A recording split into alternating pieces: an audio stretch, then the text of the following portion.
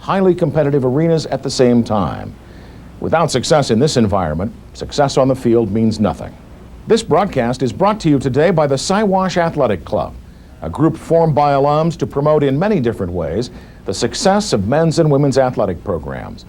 All of the money it raises goes directly to the Knox Athletic Department. It also helps promising scholar athletes find their way to Galesburg. Well, it's time for me to get out of the library and join you in watching the battle for the Bronze Turkey.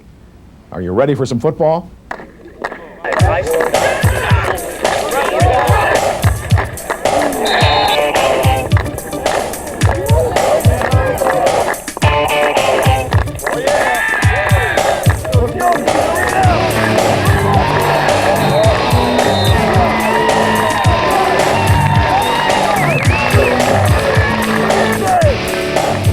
Good afternoon from the Knox Bowl in Galesburg, Illinois. The 108th playing of the Bronze Turkey game between the Knox Prairie Fire and the Monmouth College Fighting Scots. It's a cold November 1st day here, cloudy, overcast skies.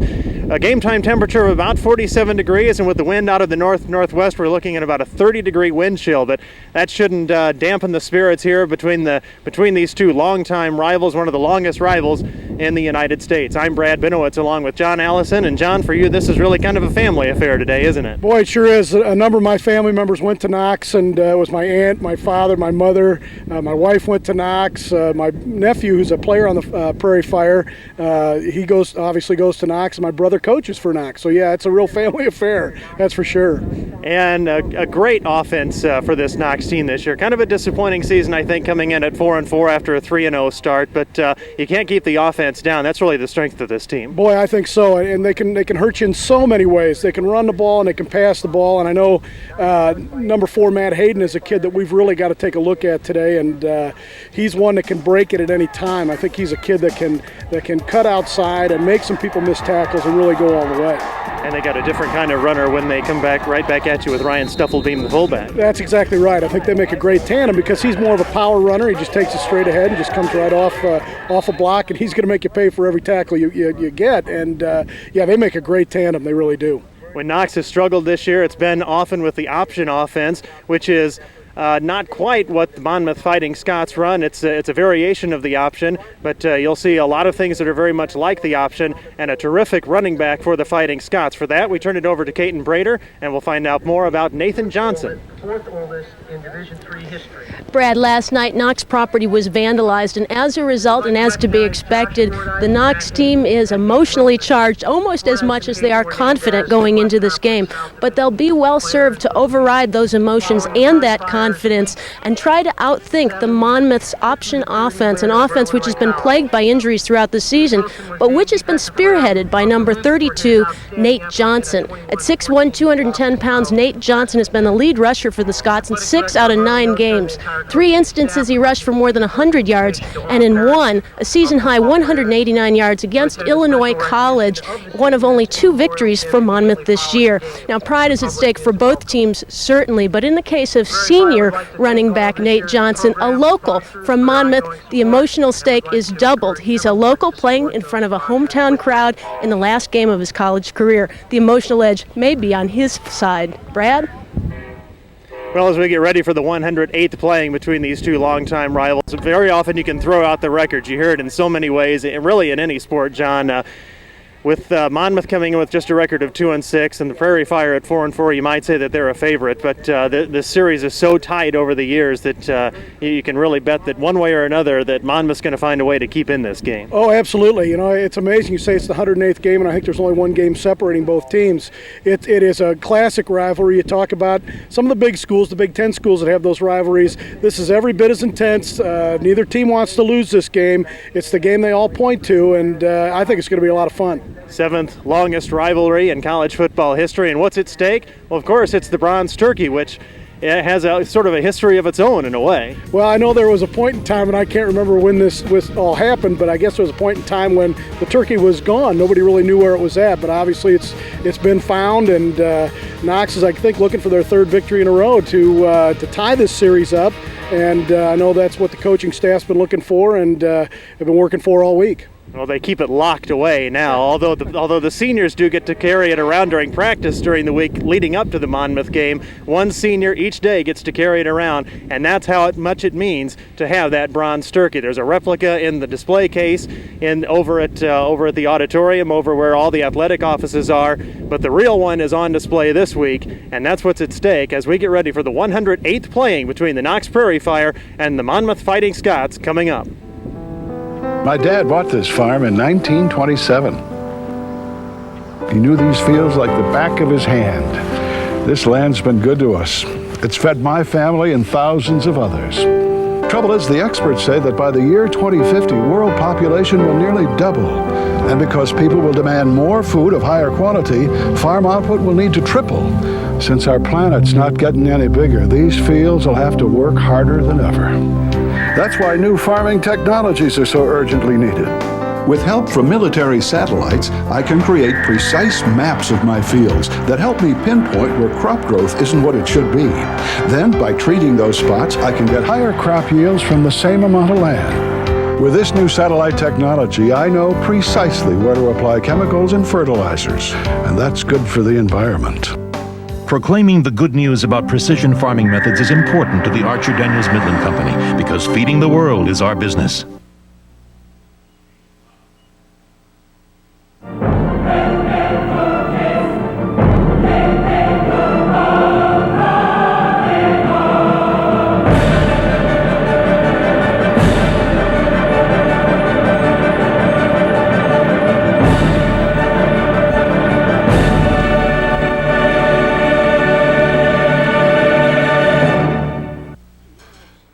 Good afternoon and welcome to the Knox Bowl in Galesburg, Illinois. Brad Benowitz along with John Allison. We're thrilled to be with you today for this special broadcast of the 108th Bronze Turkey game between the Knox Prairie Fire and the Monmouth Fighting Scots. Just about 15 seconds away from this matchup. If Knox can win today, they would tie the all-time series. The Prairie Fire have won 2 straight.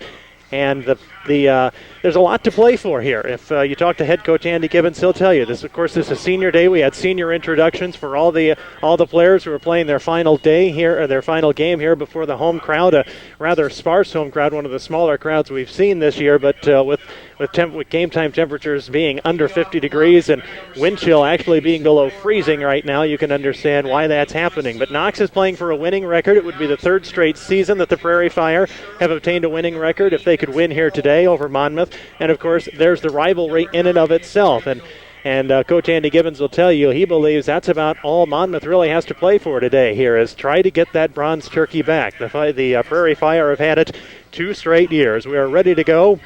Monmouth 2 kickoff. John Bakey from the 40-yard line. A low kick spinning. Drew Sherman off his shoulders at the 15-yard line. Back to scoop it up at the 13. Now straight forward. The wedge has collapsed and he's across the 25 to about the 26-yard line.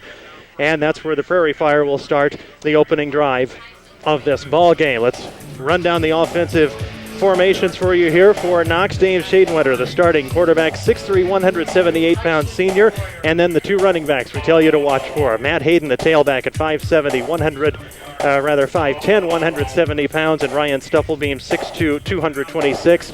Knox starts 8 seniors on offense. It's a very experienced team. Matt Hayden running laterally, trying to find an opening, and the swarming defense from Monmouth takes him down just about at the line of scrimmage. Not much there, that's for sure. Knox defense. For Knox, coming into the guys to watch for heading downfield, Sam Ladeau at 5'10", 178 pounds. He is a senior. Aaron Plaskus, the other wideout, at 5'10", 165 pounds, and John Wozniak, the H-back, at 6'1", 192. Wozniak, one of only 2 juniors starting on this Knox offense. Back to pass, Shadenwetter. Pretty good time, a lot of protection, now rolling to the near side. Launches it downfield, Ladeau is open across the 40, and out of bounds inside the 45-yard line. First down territory for the Prairie Fire at the 47. Boy, that was some great pass protection that time, Brad. He had all the time in the world to look downfield and get that receiver open. Ladeau, his favorite target for the season, is averaging better than 16 yards a catch, and he's picked up 11 touchdowns for the season. He is the leading touchdown man for the Prairie Fire this season. Boy, you just look at that time when he can throw the ball like that. He's going to be tough if he gets that time this afternoon. got great protection across the right side of the offensive line as well. Now Stufflebeam in motion to the far side. Hayden with the pitch into the backfield, running to the left side across the 50, and the hole closed very quickly right at midfield. Hayden still picks up 3 for 2nd and 7 now. Running down the offensive line, let's go left to right for you for the Prairie Fire. Actually, we'll start off at center. First of all, David Custis at 6'1", 237 pounds. Jason Hanrahan, the left guard, and Chris Nelson, the right guards. 252 and 245 for both of those seniors. Matt Schreier at the left tackle, 6'6", 280. And Brian Pitcher, the right tackle, 6'2", the biggest man on this team at 6'2", 300 pounds. He is the only sophomore starting in the back on the offensive side of the ball for the Prairie Fire. Here's Hayden running some room, found a lot of openings and into Monmouth territory, down inside the 40-yard line to the 37, and that's why we tell you to keep an eye on Matt Hayden. You don't need very much to get him loose. Boy, if you watch him read his blockers here. What a great ability to do this.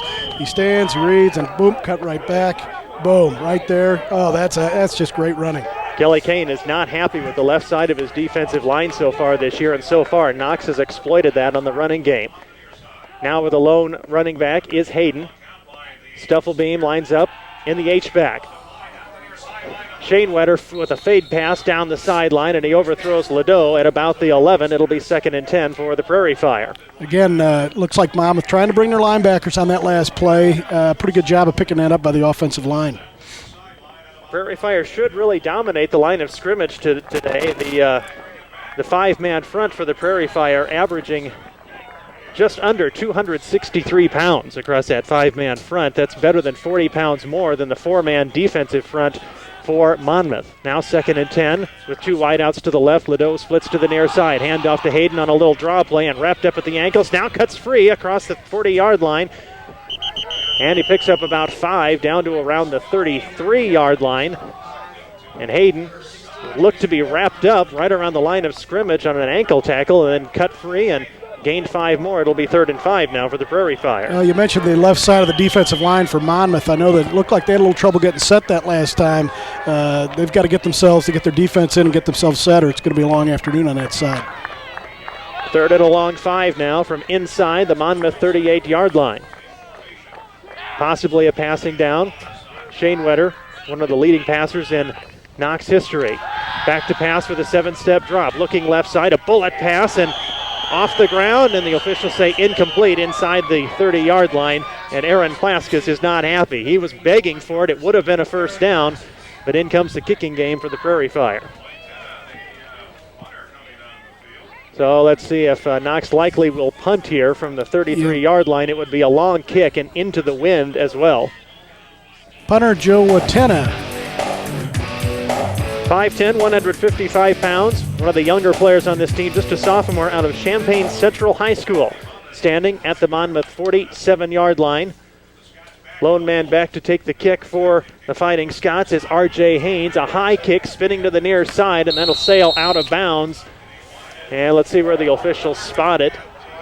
Looks to be up around the 17-yard line. So on to the field come the Monmouth Fighting Scots offense for the first time this season, having scored 17 points just one time all year, averaging less than 12 points a game, are the Fighting Scots offense. Let's run down the defensive line for you for the Prairie Fire. Moving across the line we go. Left tackle C.J. Tracy at 6 foot, 240 pounds. He is a senior. Look for Josh Fordyce, one of the bigger guys on this team, a big playmaker, along with Chris Warwick and Matt Hannum. Hannum, a local boy from just up north on Route 150, just north of Galesburg from Rio. And flags on 1st down as Monmouth takes it across the right side of the line. Looked like it might have been motion on that one. I'm not sure. It would be the first penalty of the game, and it is motion, so we'll make it 1st and 15 for Monmouth. Well, I think these are the kind of things that have hurt Monmouth all year long, these kind of mistakes, and I know Coach Kane, that doesn't make him very happy. Doesn't make really any coach happy, I don't think. No, that's for sure. Coach Kelly Kane will also tell you that turnovers have been a problem for this team this year. And not even so much deep inside their own territory, but he says often it'll kill a drive for the Fighting Scots. They'll take it down inside the opposing team's territory, maybe even inside the red zone, and then turn it over. Prairie Fire declined the penalty with no gain on 1st down. It'll be 2nd and 10. with Kevin Engeldow, the quarterback. There's a fumble right there. And there it goes. And the Prairie Fire are celebrating inside the Fighting Scots 20-yard line. Chris Warwick, the guy who made the hit. Well, that was a heads-up play, but boy, again. So the Prairie Fire will have it from the 18-yard line. And you can see it happened right there. Boy, it looked like the ball was in. Just kind of dropped it. I don't know.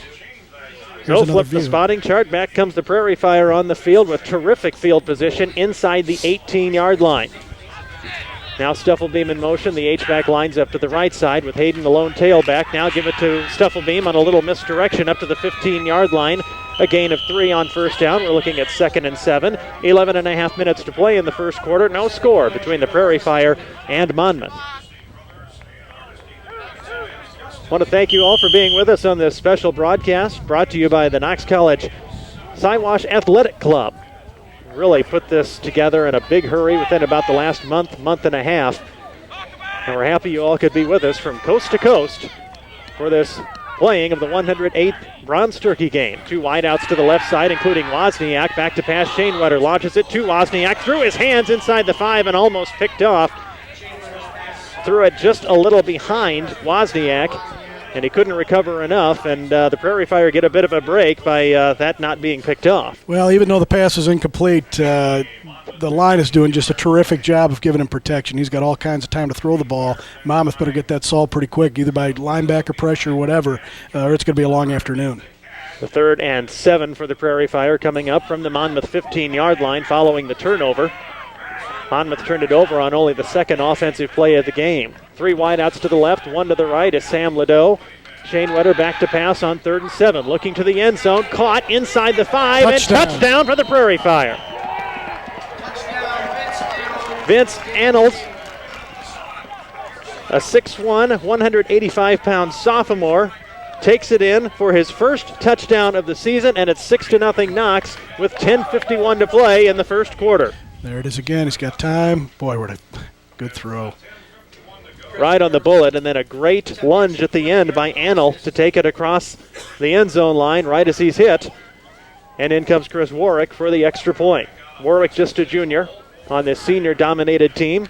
Good snap, good kick, and it's 7-0 Prairie Fire with 10:51 to play in the first quarter, and what a difference that can make getting on the board first, and especially when you take advantage of the other team's turnovers. Boy, that's for sure.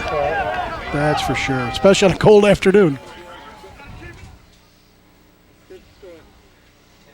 There it is.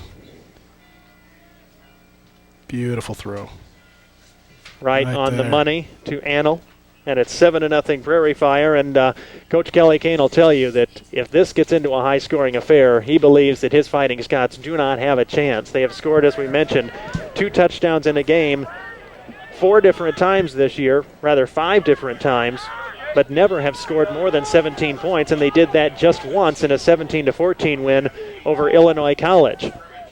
So the fact that the Prairie Fire get on top first could make a bit of a difference in the coaching strategy, although we are not even 5 minutes into this game yet. Barely 4 minutes gone with 10:51 to play first quarter.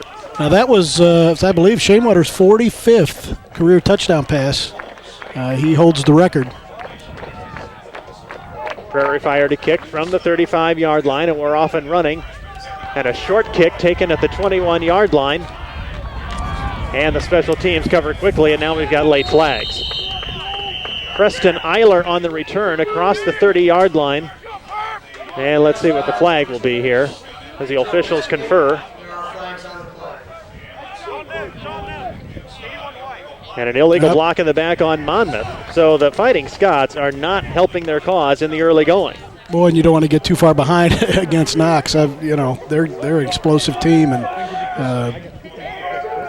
got to get some positives going in this first half. Last time the Prairie Fire were at home, they put 50 points on the board. It was the first time since 1919 that Knox had scored 50 or more in a game, and back in 1919, they did it 3 times. That was in a 50-30 win over Illinois College just 2 weeks ago. And Knox has lost just once at home this year. So the penalty takes the Fighting Scots back to the 16-yard line. Engeldow back to pass on first down under a lot of pressure and finds an open man across the 30-yard line and taken down quickly as somebody fell asleep in the secondary for the Prairie Fire. Yeah, they did. So first down up to the 37-yard line. And that was what broke it right there. Once Engeldow got free, Pretty good pressure applied, but again, that was a great throw. A lot of composure to stand in there and throw that ball like that. Andrew Tyra, the wide receiver on the completion, 6'1", 185 pounds. He is a sophomore. In fact, Monmouth starts a lot of young players.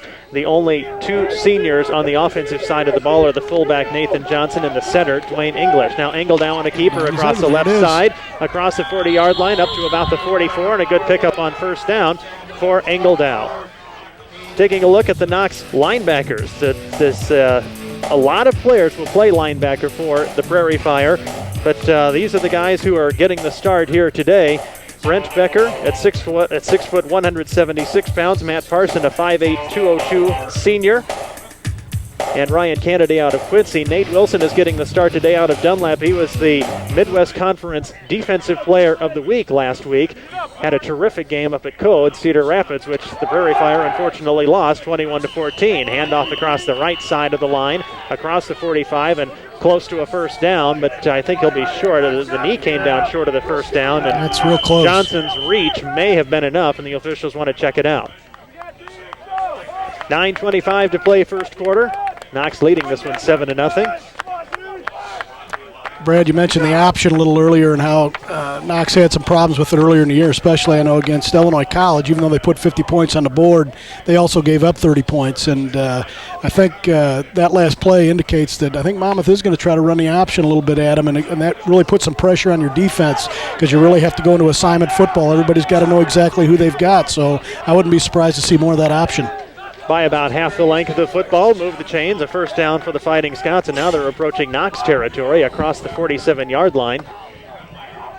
And you can see right there why Nathan Johnson is so key to this Monmouth team. The little stretch there at the end, he gets that 6'1", 210-pound body going, and he's almost as tough to stop as Stuffelbeam is for Knox.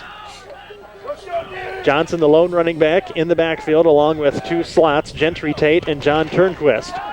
Fake handoff to Turnquist. Now Engeldow on the keeper across the right side. Gets a little block at the 45-yard line and first down territory up to the Knox 40-yard line.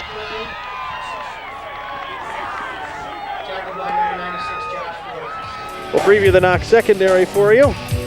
First of all, taking a look at one of the cornerbacks, John O'Neill at 6'1", 165 pounds. He is a junior out of Glen Beulah, Wisconsin. Craig Roscoe, the other corner, at 5'9", 161. And the safeties, Brock Noel and Jared Shepard. And, one of the things about these two teams, John, and I think part of the reason this is such a big rivalry, although we don't see it there in the secondary, is so many local players come to these two teams, and a lot of these guys will play together in high school and then have to face off in the Knox-Monmouth game. Sure. Engeldow under pressure, now launches it downfield, and he just threw it away. We got a hold, I believe, too. Didn't pick out the number, but one of the Prairie Fire linemen pretty much got tackled on his way in. So this will march it back 10 yards, and it'll be 1st and 20 for the Fighting Scots, and almost all the way back to the midfield stripe. Well, in case the captains didn't realize that Coach Gibbons was telling them what to do there. let's move them back. Yeah, that's a pretty easy decision. And Engeldow is getting decent protection here in the early going for Monmouth, something that we weren't quite sure that we'd see. Kelly Kane is talking to him earlier in the week. He says the offensive line is sort of his baby for Monmouth, and he hasn't been real happy with the way they played this year. He said that's been one of their biggest trouble points this year. He said it's real hard for him to admit that the offensive line has been a trouble spot. Johnson, the lone man in the backfield, and now Kennedy jumped across the line for the Prairie Fire. And the running play didn't go anywhere anyway. Well, I think you can see their answer to the protection that you were just talking about. They're going to try to bring some people, and, of course, if you've got a young offensive line, that can really cause some problems. Offsides on Knox as Kennedy jumped across the left side of the line. So after the 10-yard penalty on Monmouth, we'll give them 5 back and take it right up to the 50.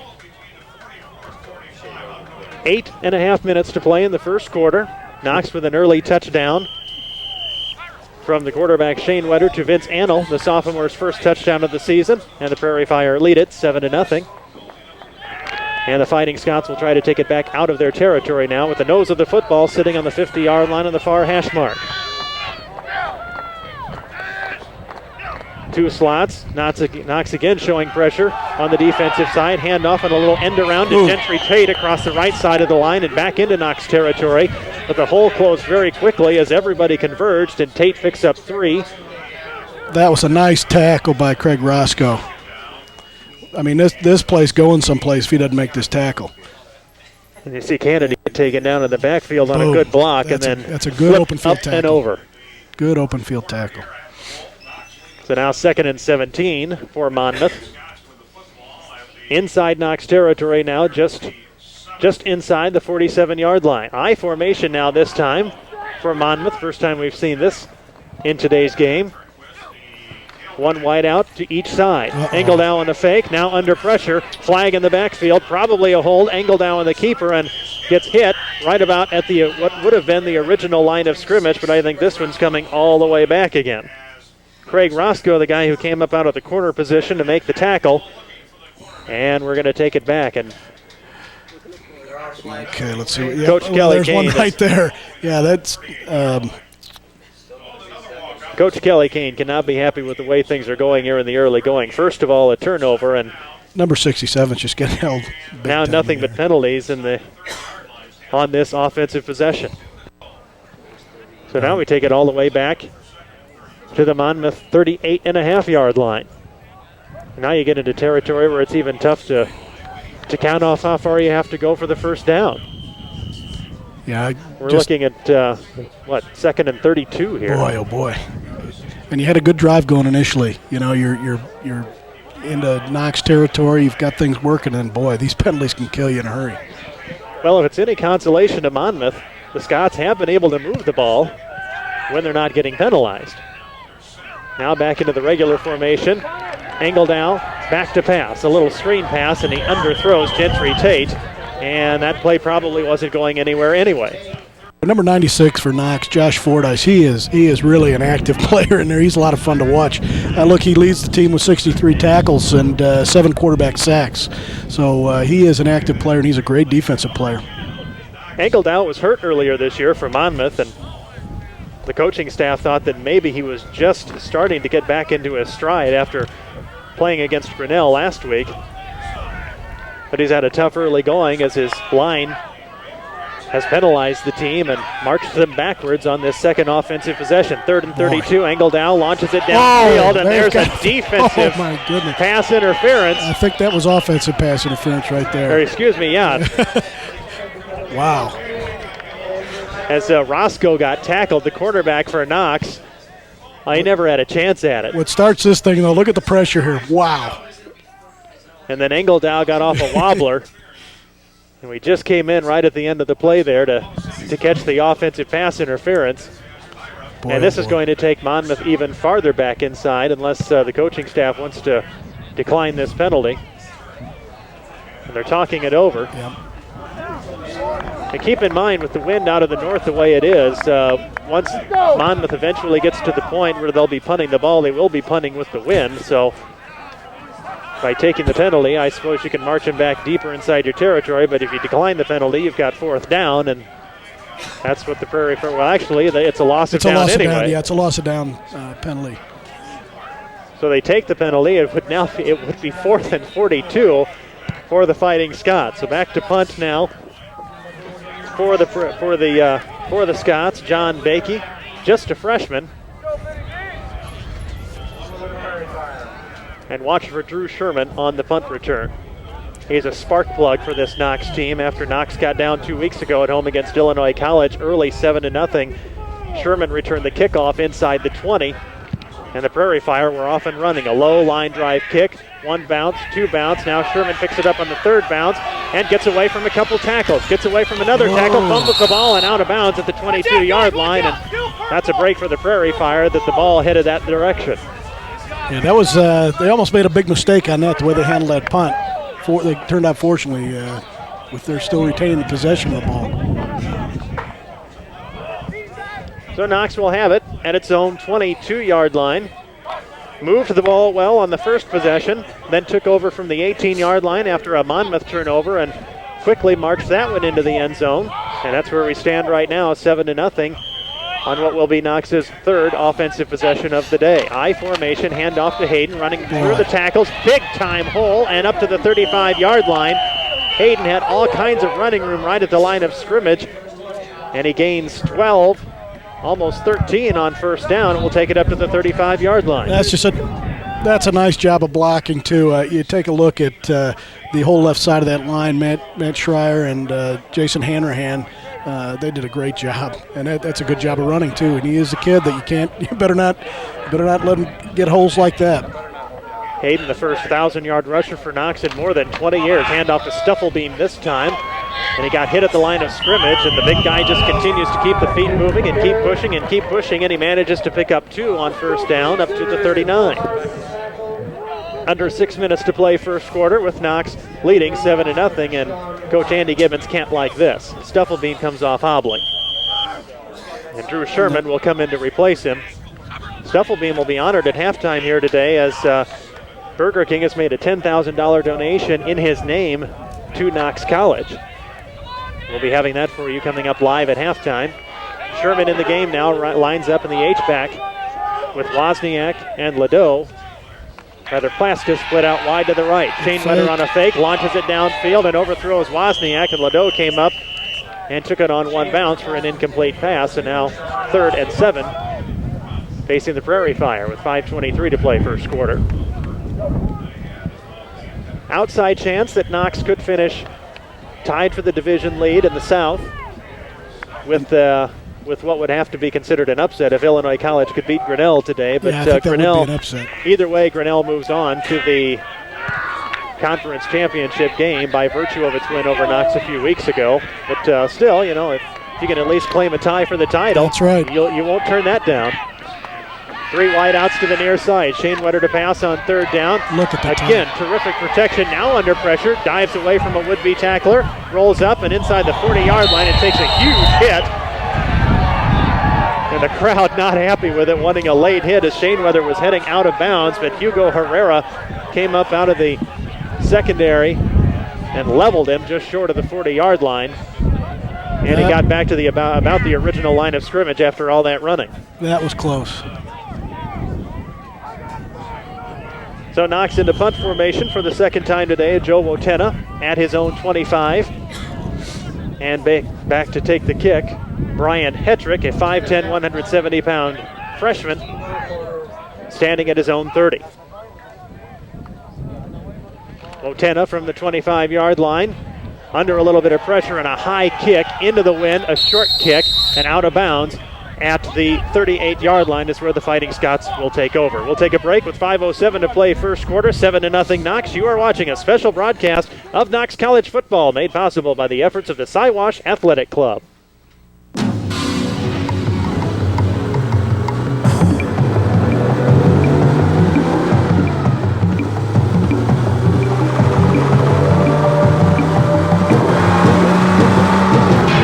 Sometimes your day is filled with twists and turns.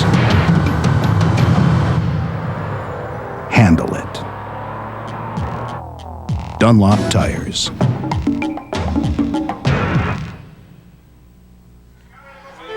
This plant is a rich source.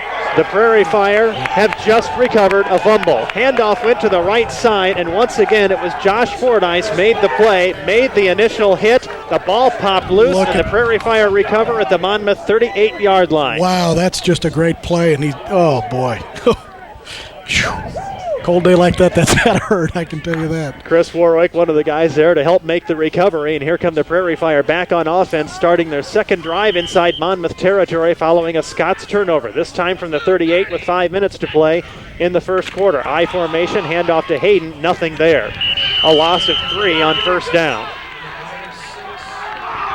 Well, the defensive line for Monmouth sure didn't look down there after giving up the ball, and one of the things I think we have to keep in mind in the early going here, John, is the Monmouth defense has already been on the field a long time. Boy, that's for sure, and that's something you sure don't want to see. And on that play, they did a nice job of kind of stuffing things up in the middle. It was almost like an isolation play where Stufflebeam's leading it into the hole, and he got stuffed, and, of course, there's no way for Hayden to go there. Let's see what the Prairie Fire do on 2nd and a long 12. Ledoux splits out wide to the left, crossed the line of scrimmage, and quickly hopped back. 2 wideouts to the near side. Shane Wetter on a fake. Now throws it on a pass to Stufflebeam inside the 35-yard line, and coaching staff has to be very happy to see Ryan back into the game after he came limping off earlier. He shows no effects of that right now. Yeah, I'm sure Coach Gibbons is happy to see him back out there again. Tough kid. Now 3rd and 5 for the Prairie Fire from the 32-yard line. Remember, 8 seniors start on this Knox offensive side of the ball. Just 2 juniors and a sophomore, but the sophomore is a 300-pounder on the right side of the offensive line. And Wozniak drops a pass inside first down territory into the 25-yard line. Kaiten Brader is our sideline reporter today. Let's take it down to her and find out what she has to say. Brad, running back Ryan Stufflebeam went to the trainer, Scott Sutherland, to take a look at his left ankle. Seemed to be complaining of a little bit of soreness. According to the trainer, there's no serious injury and no story there, but maybe something to keep an eye on. Also, Sam Ledoux seems to be the only one staying on the bench. He's been nursing a cough throughout the entire game, but is keeping himself with water barrel at all times and is well hydrated. Seems to be playing very well in the game, but on the bench, he's coughing away.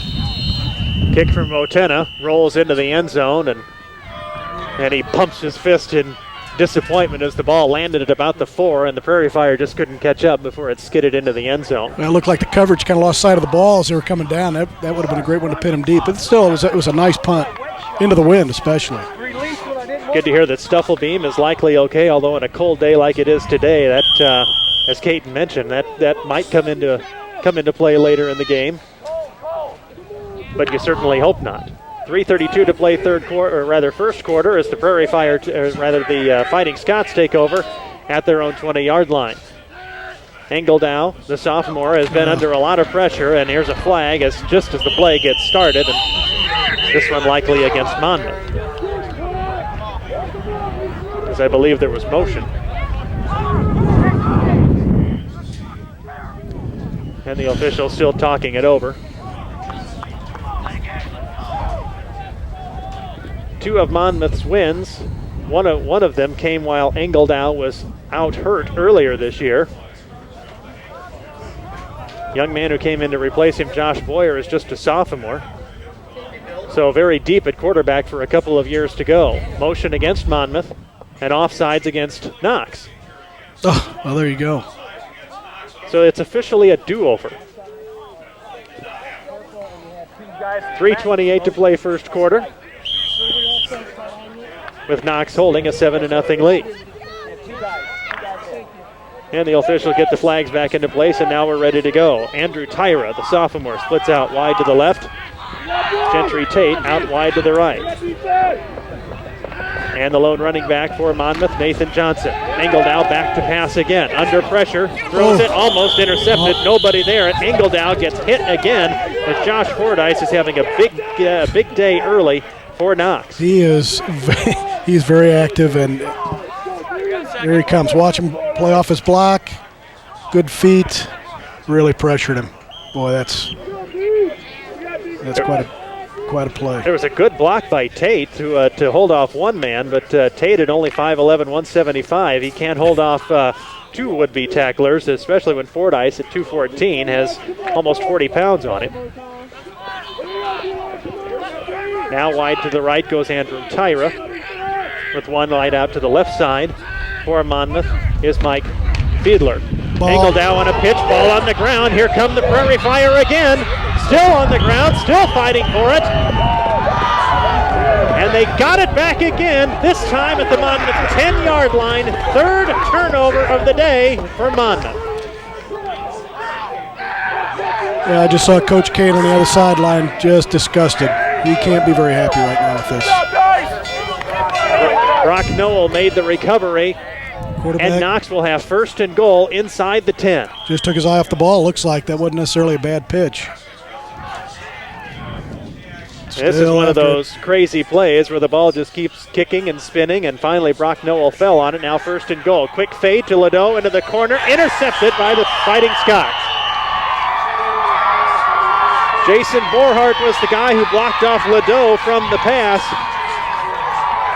And now Knox has turned it over for the first time in the game. That's one I think you'll wish you had back. That's a favorite play that Knox runs, a little fade to Ledoux, and the fade was a little too late. Well, it was underthrown a little bit. Of course, that's right into the wind. That's going to be a touch pass, and that's tough. Yeah, even in the bowl, the wind swirls around quite a bit and whips down and in and all over the place. So back on offense come the Fighting Scots after Knox had a first and goal inside the 10. And a handoff to Nathan Johnson across the right side of the line, up close to the 25-yard line for a gain of 4 on first down. Under 3 minutes to play now, first quarter. The Fighting Scots have turned it over 3 times. Really, John, lucky to be down only a touchdown. That's exactly right. Especially that last one, boy. You turn it over inside at the 10-yard line. You're living dangerously. But by taking over, or by intercepting rather, into the end zone, Monmouth comes out with it at the 20. Josh Boyer, the new quarterback, into the game for the Fighting Scots. On 2nd and 6, handoff to Nathan Johnson, works his way across the 25-yard line up to about the 27. And Monmouth seems a little settled down now with Boyer into the game, although he hasn't been under nearly as much pressure as Engeldow was earlier. Boyer, a player you're very familiar with, John. Yeah, he's a graduate of Galesburg High School. I coached Josh for a couple of years. He's an athletic kid. Just a sophomore, as is Engeldow. So as we mentioned, Monmouth will have a very experienced quarterback for another couple of years. Boyer calling out the shots with a regular formation for the Fighting Scots. Handoff to the right side. And that's the Prairie Fire show a lot more defensive pressure that time as Boyer was under pressure and Johnson did not get the first down. Boy. So everybody came barging across the line that time, and he's just short of it. Just short of the first down. Looks like the nose of the football is sitting right at about the 30-yard line, but Kelly Kane, deep inside his own territory, will take no chances with the ball not up to the 30-yard line even. So in comes John Bakey to punt again, and he boots it away from just short of the 20-yard line. Good kick with the wind. Spins down to the 30-yard line, dropped there, now picked up. And just not much there. Nope. Ben Van Vlera, once he dropped the ball, that allowed the coverage team to get down quickly. And the Prairie Fire will have it from their own 32. We're approaching the end of the first quarter, 1:06 to play. Knox still holding a 7-0 lead. I'm sure Coach Givens would like to get something going on offense here and get another score on the board here. 1:06 to play into the wind, then we'll switch sides with the quarter, and the Prairie Fire can play with the wind. High formation on first down, handoff to Hayden. The tailback hit across the left side of that offensive line and works his way up to the 35 for a gain of 3 on first down. Hayden is approaching 40 yards rushing already in this game as we're not even to the end of the first quarter. Well, he came into the game with 703. Needed a big game to get to that 1,000-yard mark again, didn't he? Awful big game, that's right. Wozniak and Plaska split wide to the right for Knox. Ledoux wide to the left in single coverage. High formation in the backfield. Handoff again to Hayden. Found an opening across the right side. Big time running room. And it's going to be a foot race. Down to the Monmouth 30. Inside the 20 and taken down by the ankles for a Knox first down at the 18. Hayden got the burst of speed once the hole opened up across the right side of the line. And then it was just a foot chase down the sideline. Well, that's some great blocking, great running. That was just a finely executed play. You got the goal.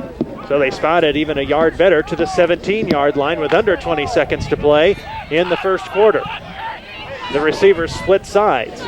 trade sides. Wozniak and Plaskis to the left now with Ladeau to the near side. Again, the I formation in the backfield. This will be the last play of the first quarter. Hayden again, straight up the gut, across the 15-yard line. And we've come to the end of the first quarter with the Prairie Fire leading Monmouth by a score of 7-0. We'll take a timeout here. You are watching a special broadcast of Knox College football made possible by the efforts of the Siwash Athletic Club.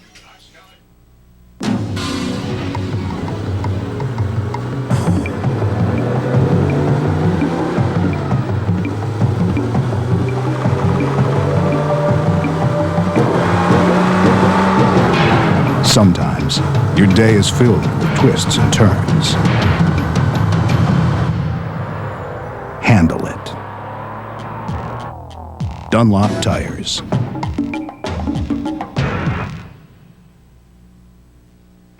This plant is a rich source of natural vitamin E. This plant uses that source to make enough vitamin E to meet the daily requirement of nearly 450 million people. This is a soybean plant. And this is an Archer Daniels Midland Vitamin E plant, where soybeans are used to produce natural vitamin E, officially recognized to have 36% greater potency than synthetic vitamin E. Two very different plants, one very essential vitamin. Another reason why ADM is supermarket to the world.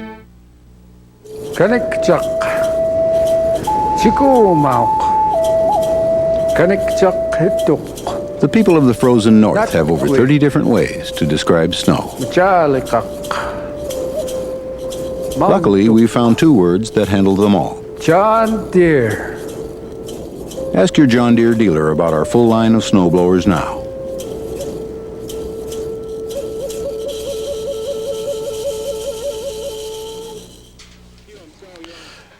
All right, here it is. Here's the handoff to Matt. This is that great run to the outside. Back here at Knox College. And this is a replay of the Matt Hayden run, and what a run it was. As he took it down inside the Monmouth 20-yard line, just got a huge hole across the right side of the line.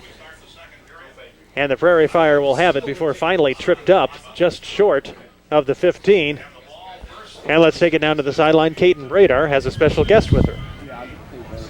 Rick Wilson's watching the game with some mixed emotions as he watches his son Chris in his final career game. It's got Absolutely. Yeah, it's been tough. I was choked up even before the game. It's emotional time. But Chris is a great player. He loves the game, and like I say, experience here at Knox has been fabulous. It's just not been the football; it's been the education and the way the school actually takes care of each and every kid. You know, can't say enough about the school. It's just a wonderful place to have a kid go to school. You know, it's like I say, they take care of you. If they're sick, they make sure you got your prescriptions filled. You know, they call up, they check on you. It's just a wonderful place for a kid to be at school for 4 years. And it's been absolutely great for us. Well, player for 4 years and starting today. Good luck with the rest of the game and enjoy watching your son in action. Oh, I will. I love to watch you. Brad?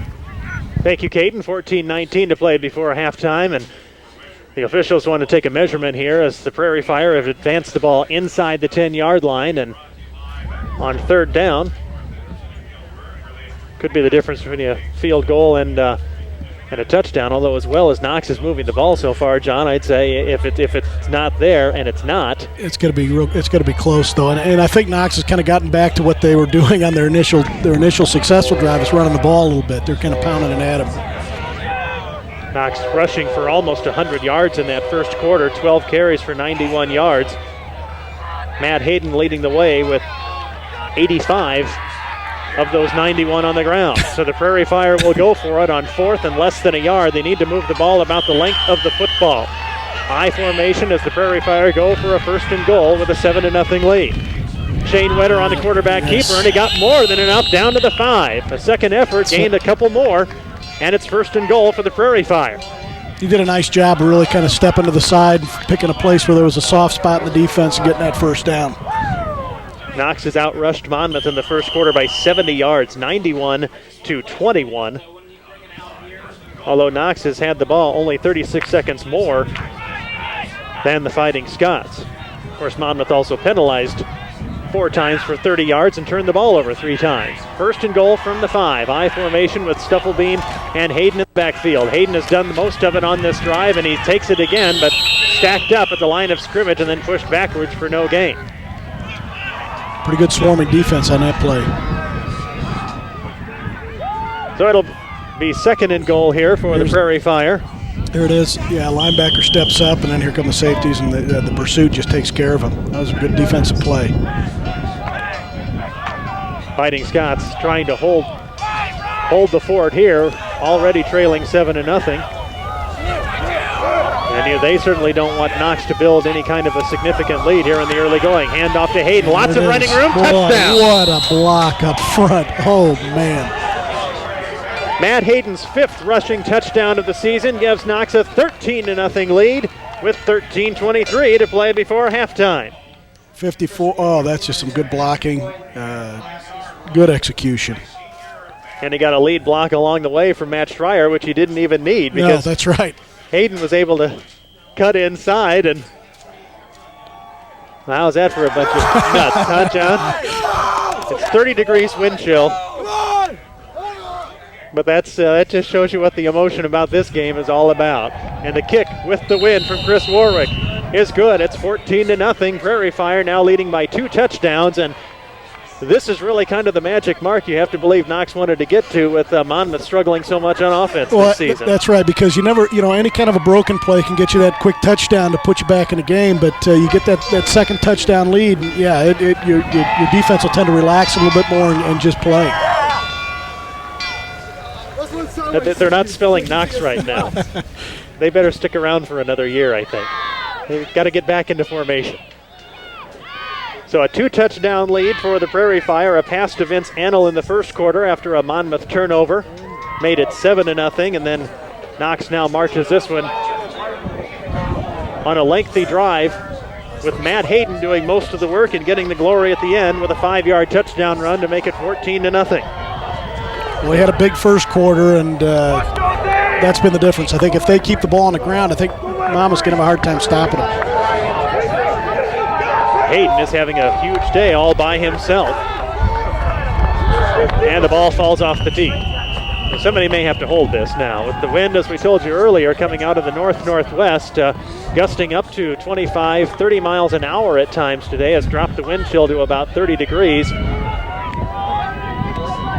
But with these two teams, of course, being so close to each other, one of the best visiting crowds that the Knox Bowl has seen this year, with a good contingent making the 15-mile drive from Monmouth. Now the kick downfield with the wind and taken at the 12-yard line.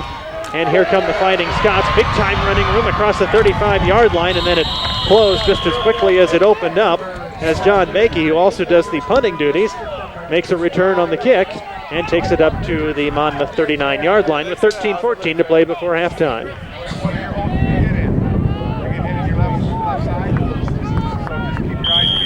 So let's see what the Scots can do here as Josh Boyer stays in the game as the backup quarterback, with Engeldow remaining on the bench after he was ineffective but under a lot of pressure in the early going as well.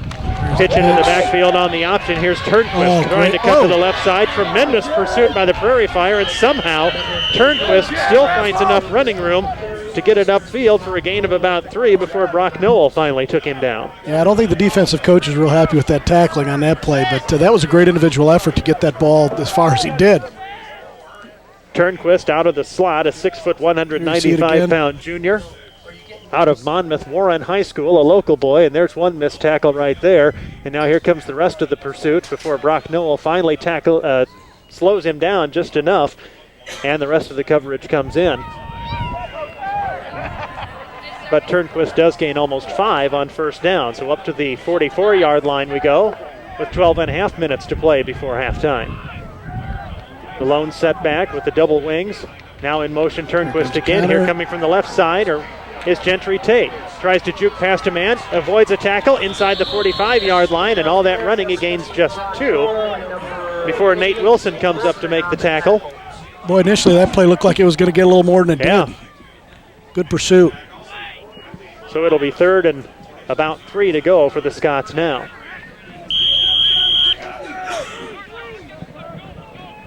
Want to extend our thanks again to the Siwash Athletic Club for bringing you this broadcast today of the 108th Bronze Turkey Game.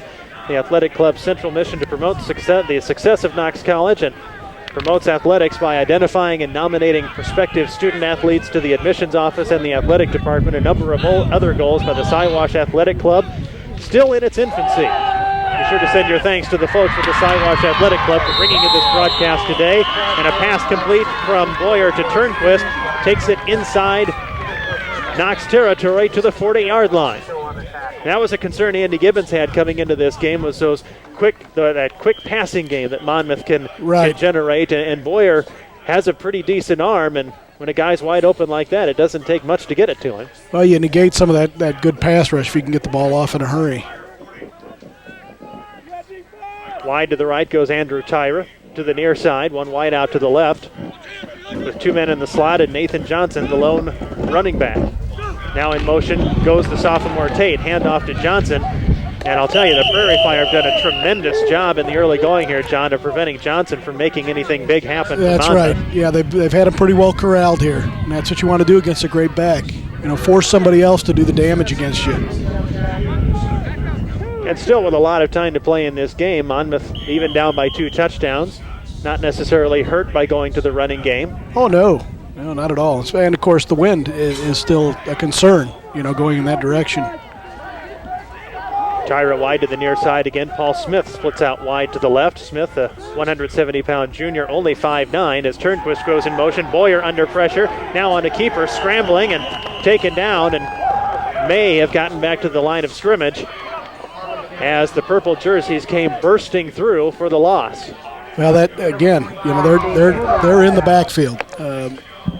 Here we go. Here we go again. Yeah, so you can just see, boy, 70. Oh, down him in a hurry. Check 5. Finally, Dave Duman makes the tackle. 6 foot, 215-pound junior. Coach Andy Gibbons said he'd be rotating a lot of guys in from those linebacker positions. Duman, along with Kennedy, not starting today, but Becker, Parson, and Wilson, the starters out of the linebacker spots. Kennedy is in there now. And Wilson is cheating up to the near side, and we've got flags, and this could be delay of game. Boy, another mistake. So march it back 5 yards, and now the Scots looking at 3rd and 14, and a passing down into that wind is no treat. Ball spotted at the 43.5-yard line for the Scots, as Matt Parson checks in, replacing Andy Kupsik out of Mundelein High School. Brings in the defensive play from Coach Andy Gibbons with the 4-man front, and now creeping up on the right side comes the Prairie Fire defense. All kinds of trouble in the backfield again, and Fordyce takes Boyer down for a loss back inside Monmouth territory. A loss of 9 on the play, and the Scots will punt it away into the wind, and the Prairie Fire look to have pretty good field position here. John Bakey, the freshman, back at his 33-yard line to punt this one away. Back to receive for the Prairie Fire, Drew Sherman and Ben Van Valera. Good snap. Bakey gets it away high. The wind will knock that one down. Sherman at the 20-yard line avoids a tackle, then wrapped up, and a return of 1 to the 21-yard line. So here comes the Knox offense back onto the field with the wind. But it's been the running game today that's made the big difference for Knox, although they did score on a pass play on the first touchdown. Matt Hayden did the brunt of the work on the last drive to make it 14-0, and he finished it off with a 5-yard touchdown run. Well, I think you still have to concentrate on running the ball until Monmouth can stop it, and throw your passes here or there, and you can have a lot of success. The same formation that worked so well on that last offensive drive. I formation with 2 wideouts to the far side. Wozniak and Plaskus hand off to Stufflebeam this time, and the fullback makes his way up for a gain of a couple on first down. As you just send him into that pile and let him do the rest, and you better believe he'll do it. One of the best athletes on this club, and certainly a team leader. He's as fired up as anybody when he gets out onto the field. You need to have those kind of kids, those emotional kids, the kids that the rest of the guys can rally around. He was a big spark plug as Knox tried to rally in a game against Cornell about a month ago. a game in which they ended up losing here at home. Quick drop and a block and knocked down as Monmouth read that one perfectly. And the defensive end, Jim Hardesty, got in and was standing right in front of Schoenwetter. In fact, if Hardesty had taken a few more steps, he might have been able to take Schoenwetter down for a sack, although it was a nice initial block by Knox to at least slow him down. So now 3rd and 7 after the incomplete pass. Ladeau splits wide to the left. The near side, 2 wideouts to the right. And now Knox in the offset eye with Hayden the tailback. Stufflebeam rolling out right out of the fullback position. He's open. They go to the near side, and Hayden was wide open, but Schoenwetter underthrew him at the 30. That was a first down if they could get it to him.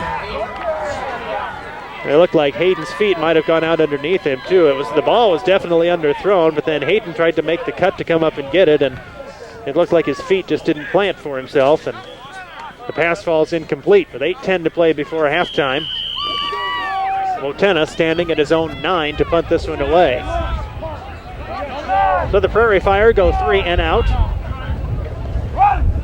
And Wotena will boot this one away with the win. 2 men back to receive for Monmouth. The kick up and taken at the 40-yard line. Tyra wrapped up and taken down in a hurry. Good coverage. Tremendous coverage by the special teams. Brock Noel, Andy Honecker down there. And the ball will be spotted. Still decent field position for the Fighting Scots across the 40-yard line. You could almost feel it, couldn't you, John, when Wotena booted that one away? There was just a thud that it just tells you that it's a cold day out there. That's for sure. I always feel for the kickers. I mean, the hits never feel good when it's cold either, but you try to kick those heavy footballs away when it's 30 degrees, and that's no fun. Hand off to the left side, Nathan Johnson, for a gain of a couple on first down. Quarterback. Boyer kept it. Boyer on the keeper then, and, well, they should have given it to Johnson because he made more room than Boyer did. Yeah, they ran the option, and quarterback kept it. And, again, Knox has done a real nice job defending it a little bit. 2 fresh faces in from the sideline to bring in the offensive play for Coach Kelly Kane. Now wide to the near side comes Andrew Tyra for the Fighting Scots. Craig Roscoe, the corner, in single coverage there. 2 men in the slot. Tate in motion, handoff. Now the option keeper goes to Tate in the backfield. Gets past one tackle, tries to juke past a couple defenders, and Knox forces him out of bounds right at the 50-yard line, and that'll be a couple feet short of a first down. It'll be 3rd and less than a yard for the Scots. 7:12 to play as the ball spotted at the near hash mark. Knox with a 2-touchdown lead. But Monmouth trying to sustain a drive for really what would be the first time today. I look down in the crowd and I see some of the students with no jackets on, John. Well, isn't that what your parents always told you every time you walked out the door? Where's your coat?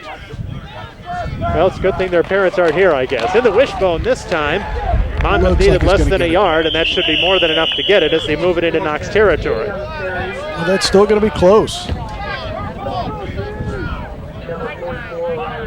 Based on the spot of the ball, it would be right at the first down marker. The officials eyeball it. And I think now they are going to measure. Wasn't sure they were going to, but they'll bring the chains out with 7:05 to play, so we're past the midpoint of the second quarter, and that is enough for the first down, almost by the length of the football. They didn't need much, and that's a 3rd down conversion for the Scots. Into Knox territory now at the 49-yard line. For those of you not in the Midwest, you can get an indication of a lot of the leaves off the trees in that picture there, and a lot of people around here complaining that it wasn't much of an autumn here.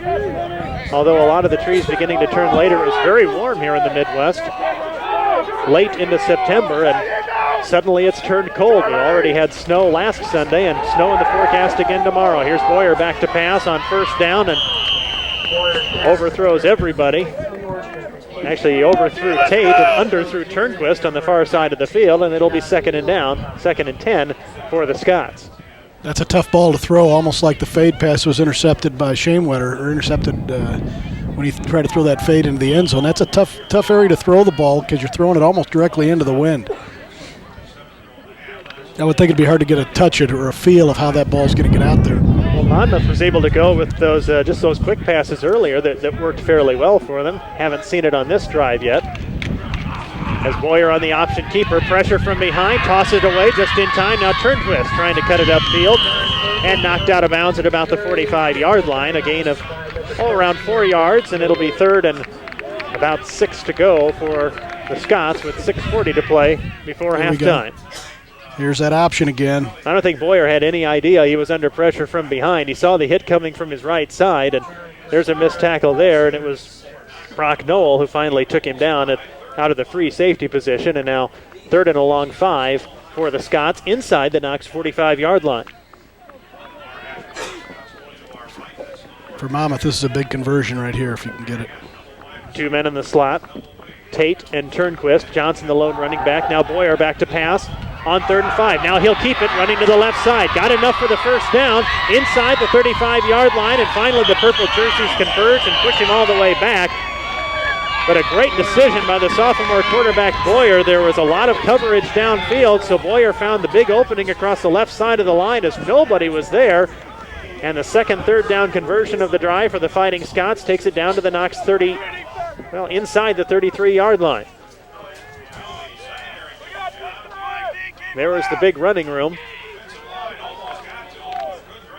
And finally, out of the secondary came the Prairie Fire as John O'Neill made the initial hit. O'Neill, a junior out of Glenbeulah, Wisconsin. Elkhart Lake High School. Tate, the man in motion in the backfield. Boyer back to pass again. Throws it downfield. Man open. And it's knocked down. Into the hands of Andrew Tyra. And then the double coverage came in. And Tyra ended up just sort of slapping it away. That's a tough catch to make. That was a well-thrown ball, though, really. You can watch it. There he is. Drops back. The throw. Boyer got hit right as he let it fly, but that's good coverage. Throwing into double coverage is always tough. Charlie Vineyard, Brock Noel there on the coverage.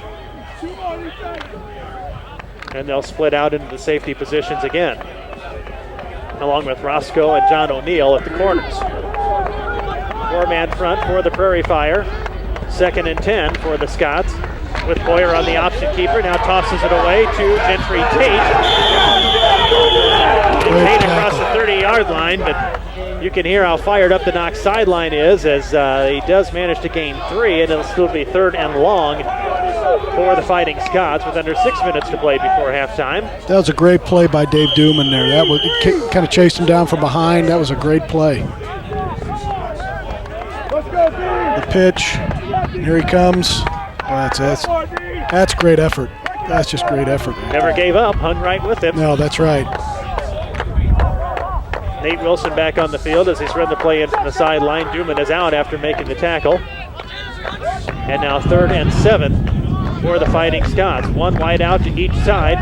Boyer fakes the pass, now gives it off to Turnquist. A lot of running room, and this will be close to another first down up to the 22-yard line.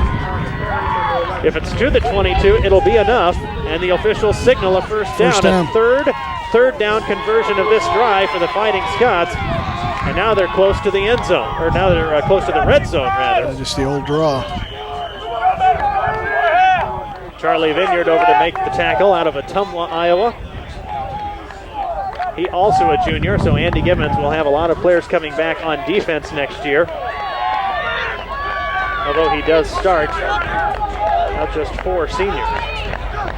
Now 1st and 10 for the Scots. Boyer back to pass again. Man open downfield. Wide open Andrew Tyra in for the touchdown.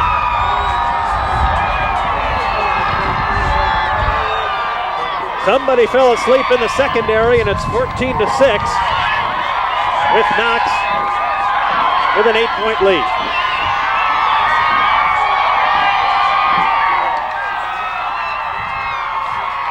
Play action. Yeah, he was wide open. Well, and you thought the crazies were for Knox with the shirts off and the skin painted purple. How about the guys running around in kilts for the Fighting Scots? The extra point is good. It's 14-7. Prairie Fire on top with 4:46 to play before halftime. Well, the passing game has come alive for Monmouth. and they did it into the wind. Yeah, that and those third down conversions, like you said, those are big. First quarter they were turning the ball over so often they never got to a third down, I don't think. But yeah, that was a big drive for them. Well, the offensive line seems to be playing considerably better, too. Engeldow, when he was in earlier for Monmouth, really never had much of an opportunity to get much off. He was under pressure all the time. Right. They make the replacement for Josh Boyer, and suddenly the offensive line gives the kids some protection, and they end up on a long scoring drive to cut the lead in half.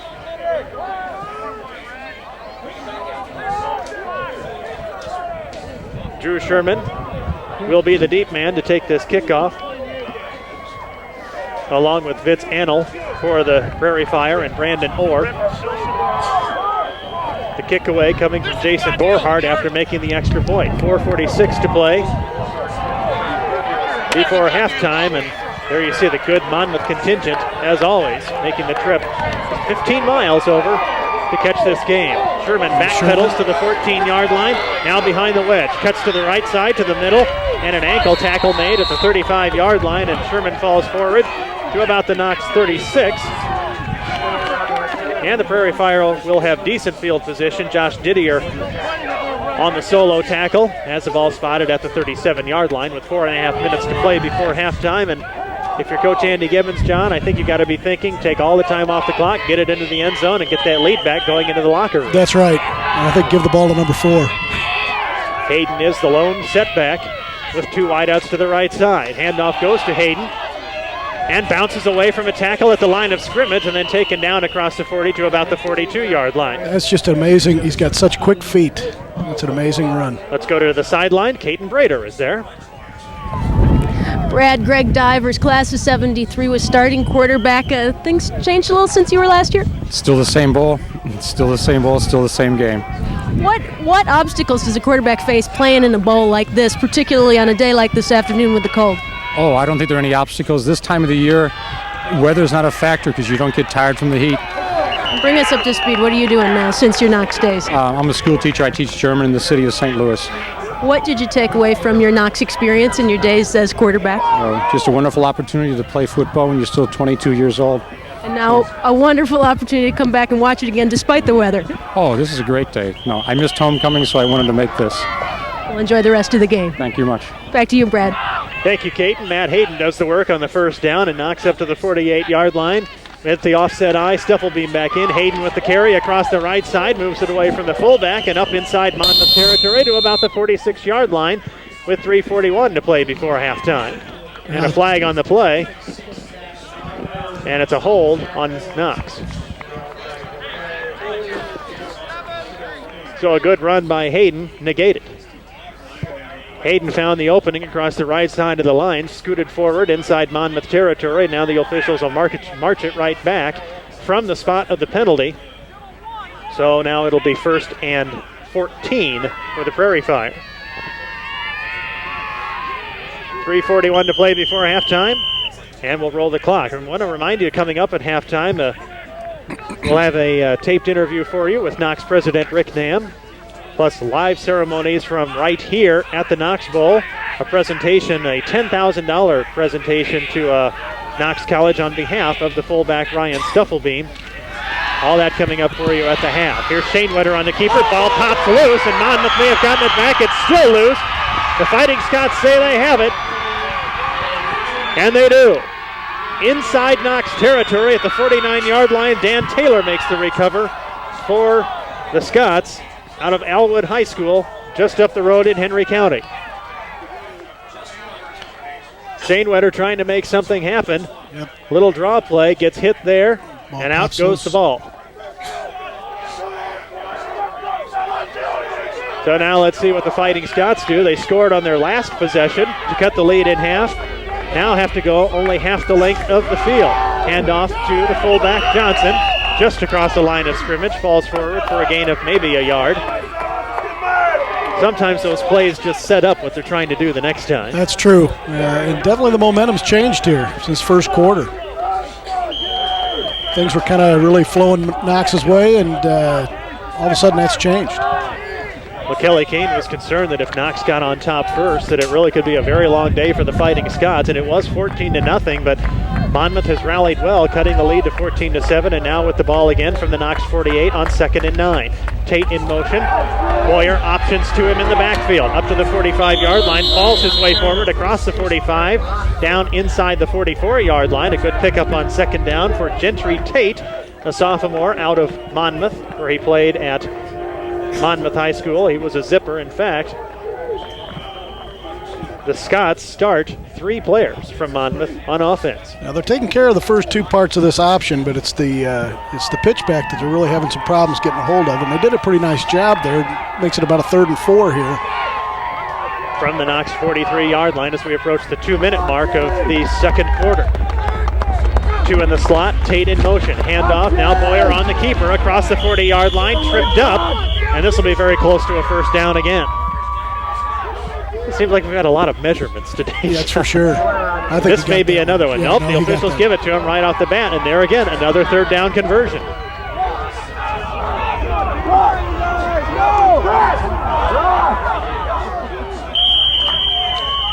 Well, when you're making a little bit of a rally like this, it'll take a lot of the cold out of the opposing sideline. That's for sure. And now Knox's defense is the one that's been on the field quite a bit. The Monmouth defense was on the field considerably longer than Knox in the first quarter. At least it seemed that way. Boyer drops the snap, but he covers it up back at the 41-yard line. This will be a loss of a couple, but the important thing there is you hang on to the ball. Monmouth has already turned it over 3 times today. One led directly to a Knox touchdown, and the Scots call timeout. Just under a minute and a half to play before halftime, and Knox holding a 14-7 lead. It was a Prairie Fire turnover that got us to this point, though, as Knox coughed it up right near midfield. And after a first down now, the Fighting Scots looking at 2nd and about 12 to go from the Prairie Fire 41-yard line. Not much of a kicking game, if you're wondering about that, for Monmouth, as they'll definitely be trying to put at least some points on the board before they head to halftime. And once again, with the wind coming out of the north and the northwest, that'll make it even considerably tougher. But Jason Borhart is about an average kicker for the Fighting Scots, but just a sophomore. So Monmouth, more than anything, just wants to get it in the end zone, tie this game up. And as you said, John, all the momentum going the Fighting Scots' way right now. And it's really been a battle of 2 quarters. You look at the way this game's unfolded. Knox could probably get back some of the momentum just by keeping the Scots out of the end zone here. Boyer on the keeper, now back to pass. Under pressure, rolling left, tripped up and back at the 50-yard line. Now you'll see Knox call a timeout here. I wouldn't be surprised. Chris Warwick made the initial hit, tripped up Boyer, and then Fordyce finished him off back inside Knox territory, or back inside Monmouth territory, rather, and the ball about split right on the 50-yard line. Some good pressure here. Didn't have much. Yeah, there we go. Josh Fordyce again. Warwick tripped him up, and then Fordyce finished him off. And now Monmouth looking at 3rd and 21. Have to get it down inside the 29-yard line for a first down. Splitting line to the right, Paul Smith to the near side. Now Knox showing some defensive pressure. They come barging through. Here's a handoff coming from the left side. Gentry Tate, and he went nowhere. Knox read it very well as making the tackle. Brian Washik. Let's see. There's some movement. Yep. It's going to be offsides against Knox, apparently. Right. Came across the left side of that line as Knox was showing blitz all the way. And just an initial jump. So now it'll go from 3rd and 21 to 3rd and 16. As the officials mark it off to the 45-yard line, and it gives Monmouth a second chance. They converted 3 third down conversions on the scoring drive, have already done it once here. Now facing 3rd and 16, but only 36 seconds to play, and the clock rolls. And you have to believe if Monmouth really wants to score, the Scots will have to go for the end zone here. Right. Of course, the safeties are loosened up a little bit for Knox here. There's a draw again. Instead, the handoff, it goes to John Turnquist, cutting to the left side, gets hit once, now falls forward past the initial line of scrimmage and up to about the 38-yard line, and the clock stops with under 14 seconds to play. Now it's winded. That should be the end of the half. and both teams will let the clock roll. We've come to the end of the first half in the 108th playing of the Bronze Turkey game. The Knox Prairie Fire leading the Monmouth Fighting Scots 14-7 on a touchdown pass in the first quarter to Vince Annell from Dave Shanewetter, and a 5-yard touchdown run from Matt Hayden to tie the game, or to make it 14-0 before Josh Boyer, the backup quarterback, came in to rally Monmouth a little bit and cut this lead in half at 14-7. A cold day here at the Knox Bowl, but that still warms the hearts of these two teams as they get ready for this big rivalry. Let's go down to Caden Brader on the sideline with Knox head coach Andy Gibbons. Coach, you've been stressing containment to the defense, telling them to settle down a little bit. What would you like to see for the second half? Well, I'd like to see us come out and do what we did in the first quarter and a half. We let them have one big long drive there, which really hurt us, and they scored, and now they're back in the game, and they're getting the ball at the end of to start the second half. So, I mean, we need to get our aggressiveness back on defense. We need to get our assignments back. We let up on our assignments a little bit, and we need to get the offense going. We had some opportunities we didn't take advantage of. And the condition of Dave Schoenwetter, I've seen him on the bench nursing a little bit of a cramping in his thumb with the cold. Can be a concern. Well, I think he's going to be fine. He's got one half of football left in his life, and I think he's going to be fine. And we're going to be fine. Thanks a lot, Coach. Good luck with second half. Thanks. Brad? Still a lot to play for here at the Knox Bowl as the Prairie Fire try to go for their third straight winning season. It would be the first time they had done that since back from 1970 to 73 when they had 4 consecutive winning seasons. It's 14-7 at halftime. The Knox Prairie Fire leading the Monmouth College Fighting Scots. You are watching a special broadcast of Knox College football made possible by the efforts of the Siwash Athletic Club.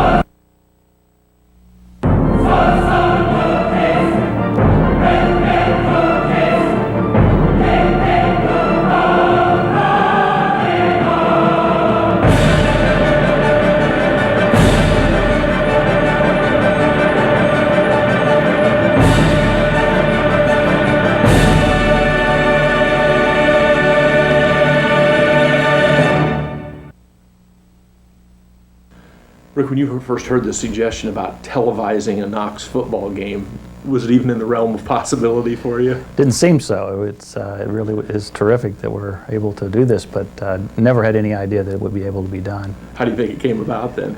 Well, it's exciting that the Siwash Athletic Club has taken this on as a project, one of its major projects, and we're very pleased at the college that they've been able to not only raise the money required to do the production, but also they put in an extraordinary amount of time and effort in locating the sites, and all of the people out there who have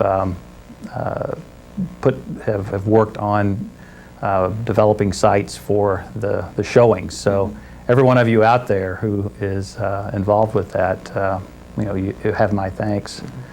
But the Siwash Athletic Club has been very supportive of Knox athletics so far in the year and a half or so since they began.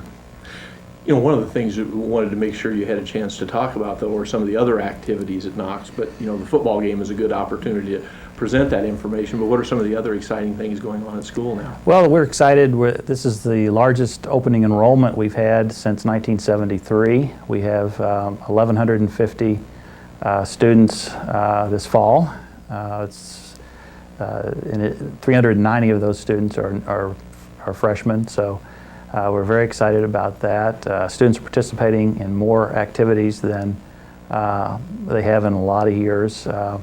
We opened up football camp this summer with 92 people and 87 lockers. So Coach Gibbons asked what we should do, and I said, well, after a few two-a-days, we'll be okay. But and it worked out. But One, we're very pleased with the size of the student body and the quality, excellent quality in the student body. The faculty has continued to grow in size. We're up to 95 faculty positions from 79 4 years ago. What role have you seen the alumni play in the growth and development of Knox over the years that you've been here? Well, first of all, it's the volunteerism on the part of alumni has been very exciting. Those people who've gotten involved in admissions work and encouraging students to come to Knox, take a look and and visit. Once they see the campus and the beautiful vista as you look out past Old Main, you can sell them. It really sells the students, and we're excited about alumni involvement in admissions. And of course the annual fund has been very important. That has grown now by over 2.5 times in 4 years. So we have an ambitious goal this year of nearly $3 million, which would be a tripling of the annual fund in 5 years. And we're beginning a capital campaign, and alumni have been very supportive of that. Well, I'd just like to again thank the Siwash Athletic Club for its very dedicated work to advancing athletics at Knox, and to everyone who's participating in today's game through this telecast and enjoying it, and just hope our record against Monmouth continues to be a positive one. We're looking for victory all the way. So, and also offer an open invitation to people to come back to campus at any time. They're down. They give it on a draw play to Eden. Eden leading lunges forward, close to the Monmouth 45-yard line.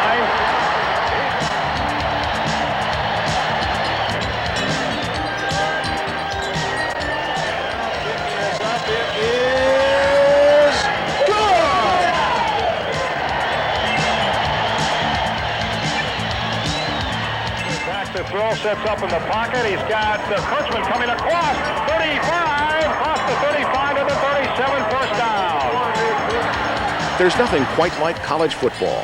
As sportscaster Chris Schenkel used to say, what a lovely way to spend an autumn afternoon. And of course, big-time football is extra special. Just mention the big time and you think of Southern Cal, Notre Dame, Michigan, and Penn State. But stick around for the next few minutes. We're going to show you what the big time is really all about. You see, there's more to being in the big time than just playing football. Knox College sits in the heart of the Midwest, in Galesburg, Illinois. The 40,000 Galesburg residents embrace Knox as the cultural and intellectual center of the community. And it's pretty much been that way for the last 150 years. You see, Knox goes all the way back to 1837. And it has a heritage of nurturing some of the brightest and most successful people in the history of our country. You can find the Knox influence in many top organizations, institutions, and companies. Students who were there, even though they were playing football, were not dumb jocks by any stretch of the imagination. These were intelligent people who were destined to have very productive careers in whatever they decided that they wanted to pursue. And I mean, you could tell that in the huddle. I mean, you know, you called the plays, and everybody understood what you were talking about. Knox began its football program before the turn of the century. Knox helped found the Midwest Conference in 1921. The other early members included Beloit, Carleton, Cornell, Lawrence, and Co. If you haven't heard of those schools for their athletic prowess, you've certainly heard of them for their academic record. The Midwest Conference contains some of the finest liberal arts colleges in the country, like-minded institutions who see athletics as an integral part of the college experience, not just an economic enterprise whose purpose is to fill stadiums and fulfill TV contracts. Today, 11 schools in Illinois, Wisconsin, and Iowa make up the conference. Ice cream machines. We're by The Knox tradition of academic excellence is also the bedrock of the athletic program. You hear a lot these days about rules that would require colleges to report their athletes' graduation rates. Knox doesn't measure success by graduation rates. every football player graduates. It doesn't measure success in NFL first-round draft choices. It never had one and never will. It doesn't measure success by counting the number of men on scholarship. Knox doesn't offer scholarships, at least not the football kind. Knox doesn't even have a collection of 300-pound gorillas who just want to play ball. No, if you're going to call Knox the big time, you've got to look down the field, so to speak, to look at what happens after those 4 years in college. Trial is no different than mentally preparing yourself for a football game. When you've been on the football field against a guy that was 30 or 40 pounds bigger than you are, what's a guy across the courtroom who's usually smaller than I am anyway? The best way to understand what the big time really means is to look at some of the men who played on Siwash teams in the late 80s and early 90s. That's recent enough to help you identify with the program, but it's far enough back to show how these players have made their mark in the life after football world.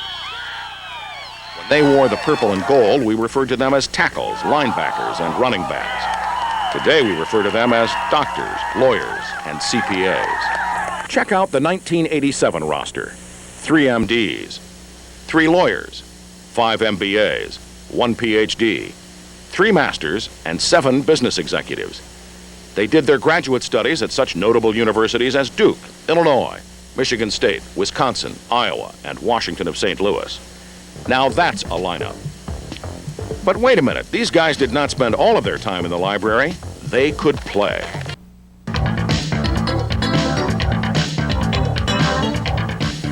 Just take a look around campus, class in every way.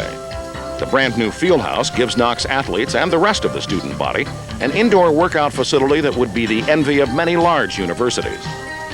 While Memorial Gym has been the home of Knox basketball teams for almost 40 years, it is just as up to date as the day it opened. But the Knox facilities don't begin and end with the athletic department.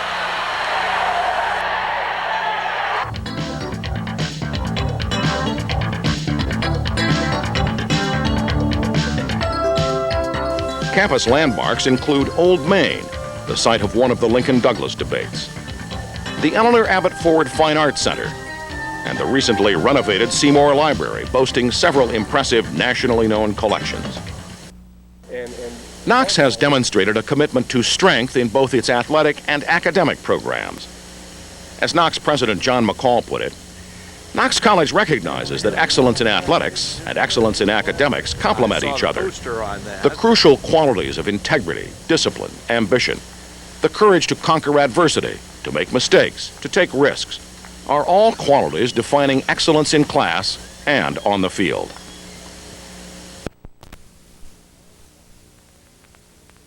But that old idea of a true student athlete hasn't changed since the 19th century, and it won't.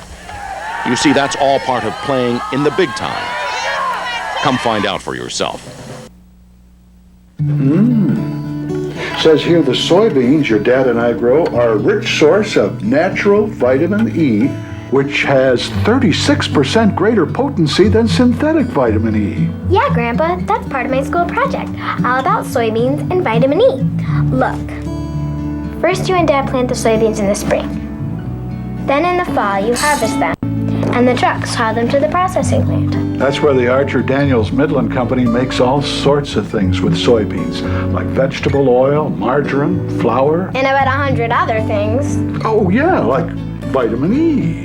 Enough to supply nearly 450 million people with their recommended daily allowance. Our teacher says it's more than the whole population of the United States, Canada, and Mexico. So what else can you tell me about soybeans and vitamin E? As an extension of the farm, the Archer Daniels Midland Company continues making the most out of what farmers grow. That's right.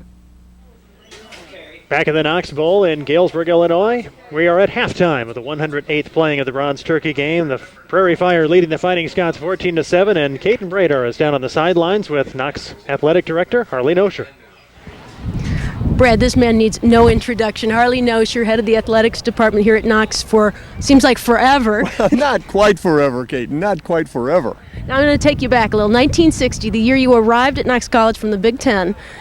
Your original impressions of the program here, what you heard at a team meeting for the football team that year? Oh my gracious, that does go all the way back, Caton. But I can remember the indication was we were going to try hard to win one ball game, and that was kind of tough for me to imagine coming from situations where we like to think we could be pretty successful.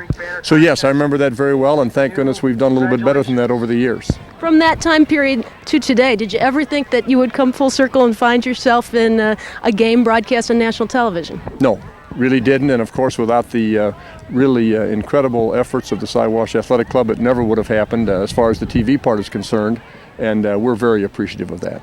What do you feel games like today's have to be learned for other people around watching Division III football, watching Knox football in the athletic program? What's to be learned from these types of games? The lesson of this kind of a game? The lesson is that the game should be played for the sake of the game and the kids who play it. The fact that today hundreds, maybe 1,000, 1,500 people are enjoying it is great, but the real reason to play and the justification for Division III athletics is the fact that about 70 and 50, 120 great kids are having a heck of a time and a very positive experience. And your feelings for the game so far today? I know you wanted to see them put it away in the first quarter. So far today, I would like to think that we've given up 2 or 3 times to score that would have put us in a position where my stomach would feel better and our coaches would and our kids would. But I'm happy that we're ahead and happy with a half to go. I think we'll know what to do to stay on top. Harley, you've seen the program through the development of the field house and state-of-the-art facilities, really, and for the benefit of the alums. Where do you see this program going? Caton, where I see it going is pretty much where it is now, into a position at the college where it's appreciated for its educational value, where young people, men and women, have an opportunity to put athletics with their academic experience for a total rounded 4 years. And I hope that it continues in that direction. I know that it will. And I look forward in the next century to be something that all Knox alumni can be proud of just the way they are now. And right now, where do you see this game going? I see this game going into the win column for Knox College to tie up this all-time series at 49, 49, and 10, and to give our seniors, who are a tremendous bunch of young people, an opportunity to finish their career on a winning note. And I might add to make it the 4th consecutive winning season for Knox football. Which wouldn't be bad, kiddo. That wouldn't be bad. Congratulations, Harley. Thanks, Caton, and thanks for being here. And above all, thanks to all the people across the country that are making it possible for this to go out to so many Knox alumni that we really appreciate. Well, the alumni, along with Harley Nosher, have made it possible. Back to you, Brad. Thank you, Caton, and of course the alumni watching from Akron to Washington today. All kinds of sites around the country from coast to coast. We're in Boston today. We're in Kansas City, Missouri. We're out west in Seattle and San Francisco. And again, we thank all of you for being with us here today. We're at halftime, 14-7 Knox leading Monmouth. You are watching a special broadcast of Knox College football made possible by the efforts of the Siwash Athletic Club. This plant is a rich source of natural vitamin E. This plant uses that source to make enough vitamin E to meet the daily requirement of nearly 450 million people. This is a soybean plant. And this is an Archer Daniels Midland vitamin E plant, where soybeans are used to produce natural vitamin E, officially recognized to have 36% greater potency than synthetic vitamin E. 2 very different plants, 1 very essential vitamin. Another reason why ADM is supermarket to the world.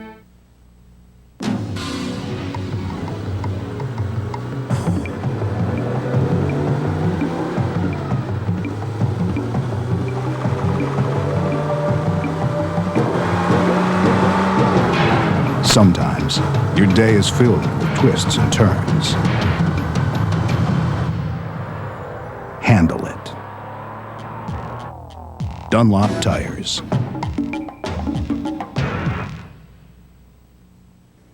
In an era when doctors don't make house calls and shopping is done in impersonal strip malls, why does John Deere have dealers that still deliver, that help you with parts and service, and answer questions on lawn care? Are we behind the times, or just prouder of the products we stand behind? To find out, why not ask your John Deere dealer? He's right where you need him.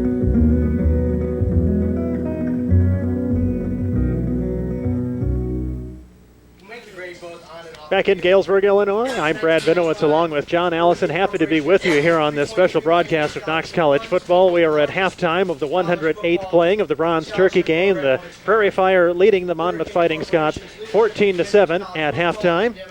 And as we replay some of the highlights here, there's the first scoring the second touchdown by the Prairie Fire as Matt Hayden ran it in for 5 yards. He did most of the work on that drive, led by a long drive that Hayden made that took Knox inside the Monmouth 20-yard line. Let's go down to the sidelines now at center field. Ryan Stuffelbeam getting a special presentation from Burger King on behalf of Knox College. Well, Coach Harley Nosher has seen the development of several all-time good football players, among them Ryan Stuttelbeam, who is right now receiving an award to Knox College on his behalf from Nancy Carlson, a representative of Burger King, $10,000 to Knox College. And Ryan, one of 20 players selected by Burger King as a National Scholar Athlete. Speak for the college in this situation. Say to Nancy Carlson and Burger King International. Say to Ryan Stuffelbeam, who for us is best there is. Thank you very much, Burger King, Nancy.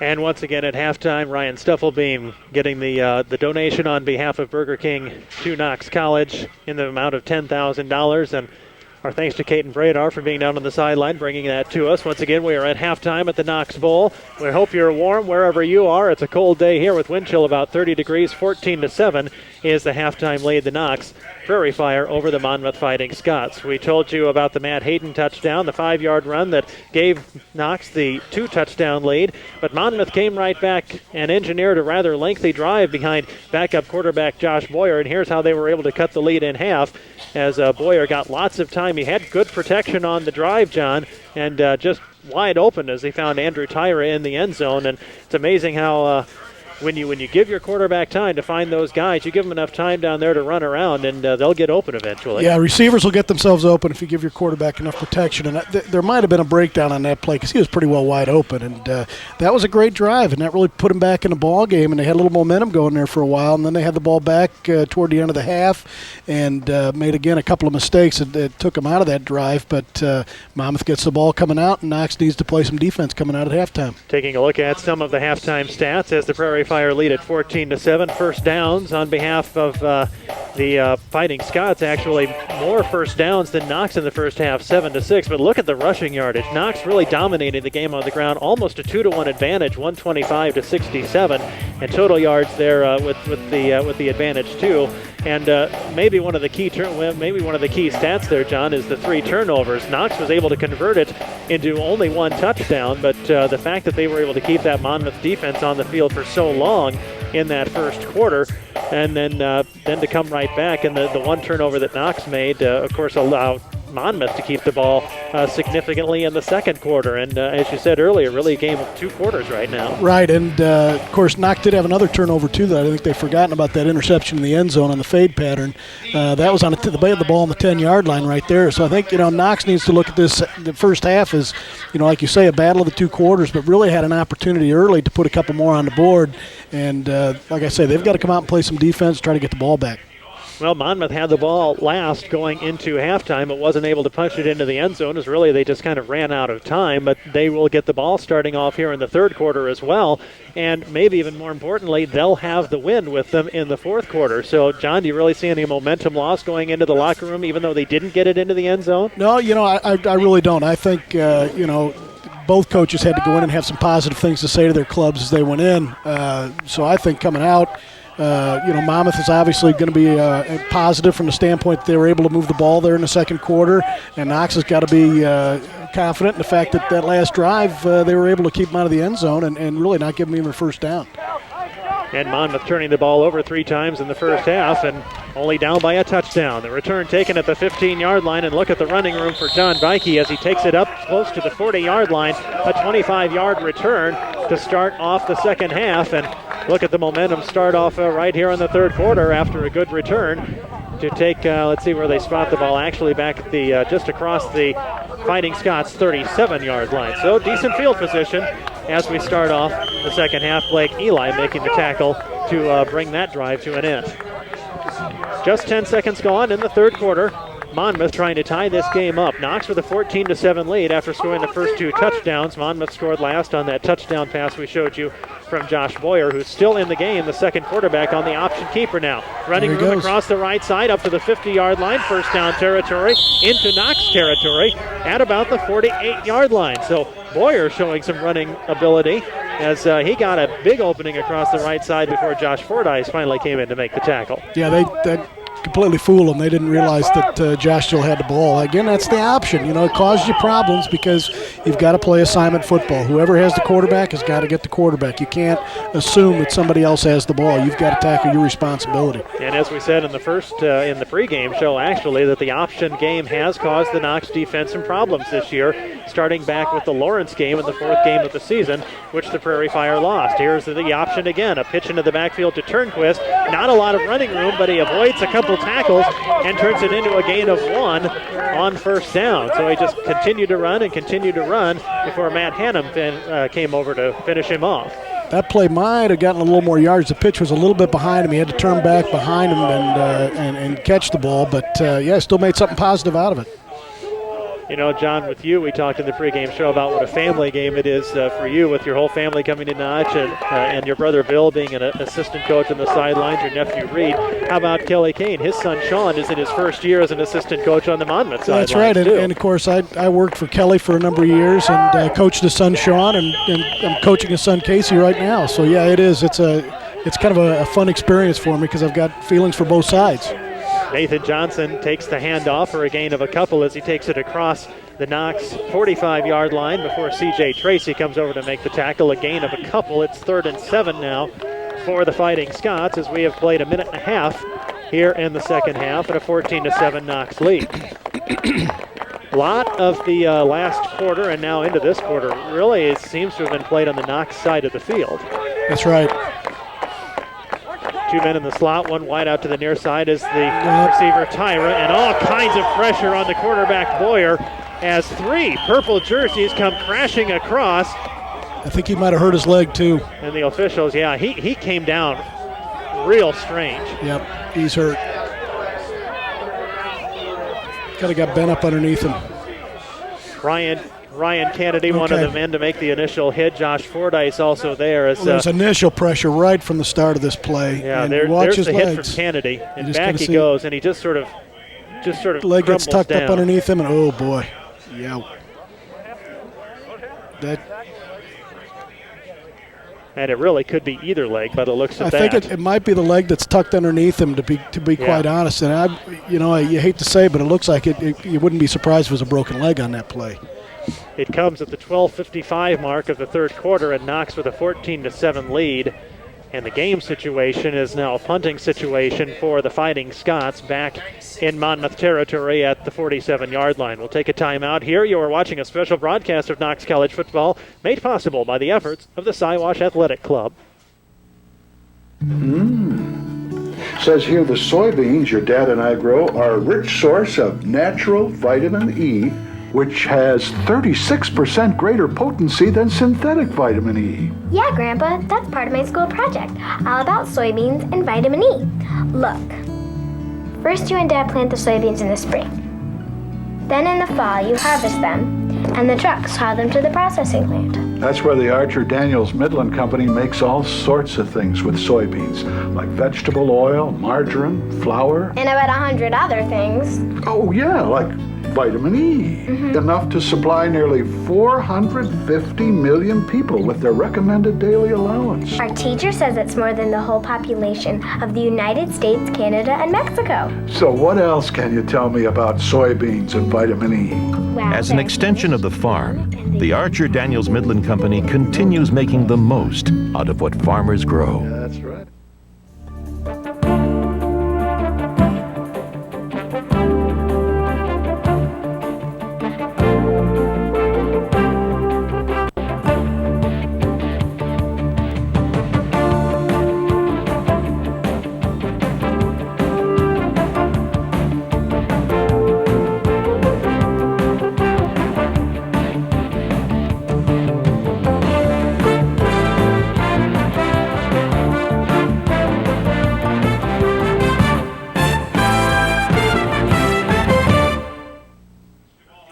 Back at the Knox Bowl in Galesburg, Illinois, 12:55 to play in the third quarter with Knox with a 14-7 lead, and this is unfortunate. We knew Josh Boyer went down hard on that play, and we're going to take another look at it.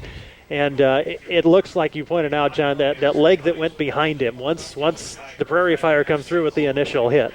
He's backpedaling there, and there goes a plant leg, and now the other one kind of goes down, and you watch that. It's that knee, that leg right there. Whoa. And maybe a good thing that the official was standing there blocking it, because we may not have wanted to see the rest of it. No, that was ugly. That was ugly. And you could tell immediately, he was. Well, you never lick to see that happen. No, absolutely whether not. you're for the team or for the other team, you never want to see something happen like this. And little consolation at this point, but being a sophomore, he will play again. Yeah, it's too bad. He's a competitive kid and loves to play football. It's just too bad. And Monmouth trying to come back from down a touchdown, 14-7, with just under 13 minutes to play in the third quarter. Psychologically, you have to wonder what effect it might have on the Scots as they try to rally here. Although it is a punting situation when the game resumes. Yeah, they've got to get their other quarterback to the side, and Coach Kane's going to have to talk to him. And obviously, their defense is going to have to come out and play right now. But that's a tough loss because he was playing well. Boyer had really rallied this team well after Engeldow was taken out of the game by Coach Kelly Kane, and Engeldow had really struggled in the early going, and Coach Kane was not hesitant really at all to bring Boyer into the game, and he really got some things going for the Fighting Scots. But again, as what happened with Engeldow earlier on with the offensive line, not much pressure, and that's what's led to our injury timeout here. We'll take another break with a 14-7 lead for the Prairie Fire, 12:55 to play third quarter. You are watching a special broadcast of Knox College football made possible by the efforts of the Siwash Athletic Club.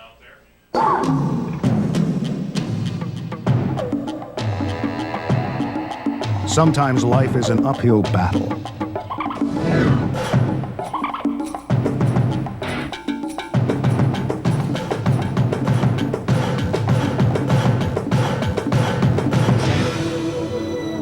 Handle it. Dunlop Tires. When asked, 9 out of 10 people say they'd rather be on vacation than at home. Come on. Bored. Hey, do not throw the duck. Of course, most of the people they asked didn't own a John Deere, because in survey after survey, folks are more satisfied with John Deere than other lawn tractors. Honey, it's green. It sure is. Nothing runs like a Deere.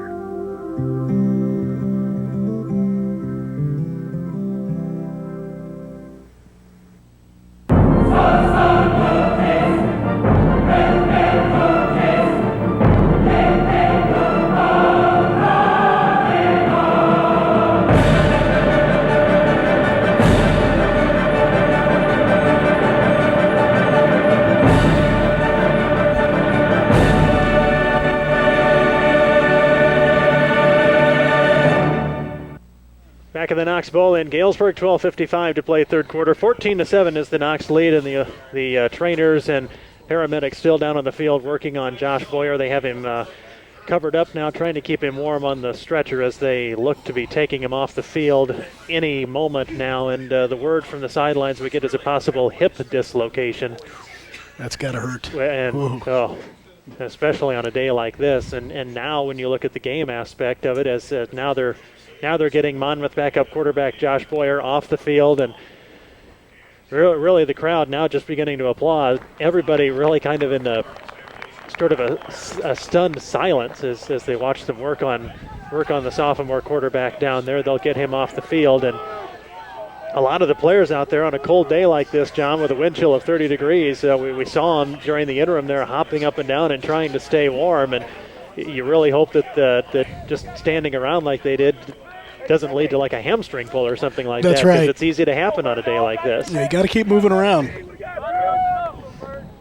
So Monmouth in a punting situation on 4th and 16 from the Fighting Scots 47-yard line. Back to boot it away, John Bikey, the freshman, with 12:55 to play third quarter.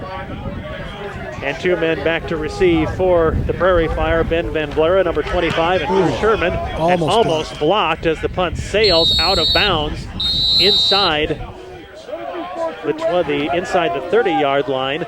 Tony Sfazzeri was the guy who came bursting through and almost got a hand on it. Well, that was close. And the officials are going to spot it, the nose of the football on the Prairie Fire 30-yard line. So decent field position for Knox as they try to build on this touchdown lead. Dave Shanewetter was warming up on the sideline, so we'll see if he's been affected at all. You heard Caden Brader say that he was nursing something there going into halftime. This is his first snap of the second half. Fakes the handoff to Hayden, now rolling right on a bootleg. Looking downfield, nobody open, and he just keeps it and steps out of bounds for a gain of a yard. Terrific coverage downfield. He had Wozniak, Plaskas on the near side, and Ladeau on the far side, and nobody was open. Well, Knox has got to look to gain that momentum back a little bit here. They've got the wind at their back, and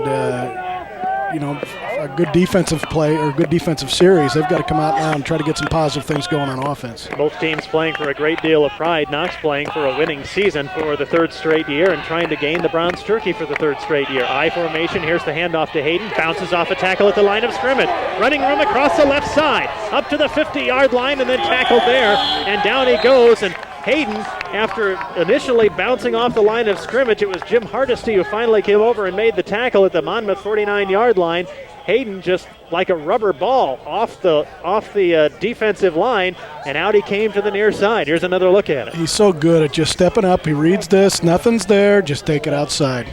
Oh, boy, that's great. That's just instinctive stuff. I shouldn't say that. My brother coaches the running backs. He's probably taught him all of that, so Well, at least you can take pride in that. Now the handoff to Hayden on a draw. Terrific coverage there. Dan Taylor bursting through and took him down for a loss of 3. Let's go down to the sideline. Caden Brader is with us. Well, Terry Denoma, class of 71, doesn't want to admit that he was a Fiji as the purple men running around the stands. Former pledge trainer. But things have changed just a little bit. You were a pretty busy man when you played football here. We used to go both ways and try to stay close. We never had the privilege of beating Mama, so I came down to try to help get that accomplished today. Tell me about playing Monmouth. What do you remember most about those games? They were always pretty fierce, close contests, and they were a lot of fun, and we still remember them. What did you take away from Knox College? A lot of bruises, a few broken bones, a lot of good memories. Harley Nosher, Topper Steinman, I think, is sponsoring one of these groups right now, and he just got admitted to the Hall of Fame, and Topper, hi. Where are you at? What are you doing right now? I'm in real estate and business, and I'm coaching 9th grade basketball in my spare time now. What do you think about the game so far? How's it look? We better get going and start cheering them on here. Well, I'm sure you'll be in the stands helping to contribute to that cheer. Enjoy the rest of the game. Thanks a lot. Have a good one. Bye. Brad? Thank you, Kate. And John Wozniak made the completion, and the officials bring out the chains and mark it on a first down. Shanewetter underthrew it just a bit, but Wozniak made it happen just enough for the first down at the Monmouth 38-yard line. You know, I've noticed a number of his throws have been a little bit behind his receivers. I'm wondering if he does have something physically that's making that happen a little bit. You know, they were talking about the Fijis and how he's not boasting about the guys running around there without their shirts on, but the Fijis were out here guarding the field to make sure that nobody from Monmouth came over to paint the field like Knox did over at Monmouth last year, although something else happened. But I guess it was kind of a 24-hour vigil for the last 3 or 4 days to make sure that Monmouth didn't get any revenge by painting the Knox Bowl. No gain on first down for the Prairie Fire. It was probably the pledges that had to do that, if it were my guess. I'll bet those aren't the pledges running around doing this. No. Now 2nd and 10 at the offset I. Hayden and Stufflebeam in the backfield. And now back to pass Shanewetter on 2nd and down. Across the middle, Stufflebeam drops it. Rather, that was Wozniak right into the numbers. And it's tough to catch a ball when the wind chill is only 30 degrees. Great protection again. Had a lot of time to throw the ball. Yeah, that's unfortunate. That's one that should be caught. Still would have been about 5 yards short of the first down, but now 3rd down and 10 with 10:29 to play in the third quarter. Knox leading 14-7. And Matt Hayden's running has given the Prairie Fire some momentum. But after 2 straight plays of no gain, the Fire now facing 3rd and 10. with Drew Sherman in the game in motion in the backfield. With Stufflebeam out, Shane Wetter back to pass again. Throws it to Sherman at the 35-yard line. Inside the 30. And knocked out of bounds, and this will be close to another first down. I think he's got it. If it's inside the 33, he does. Yep. And it is. It's up to the 31. First down for the Prairie Fire. That was a well-designed play.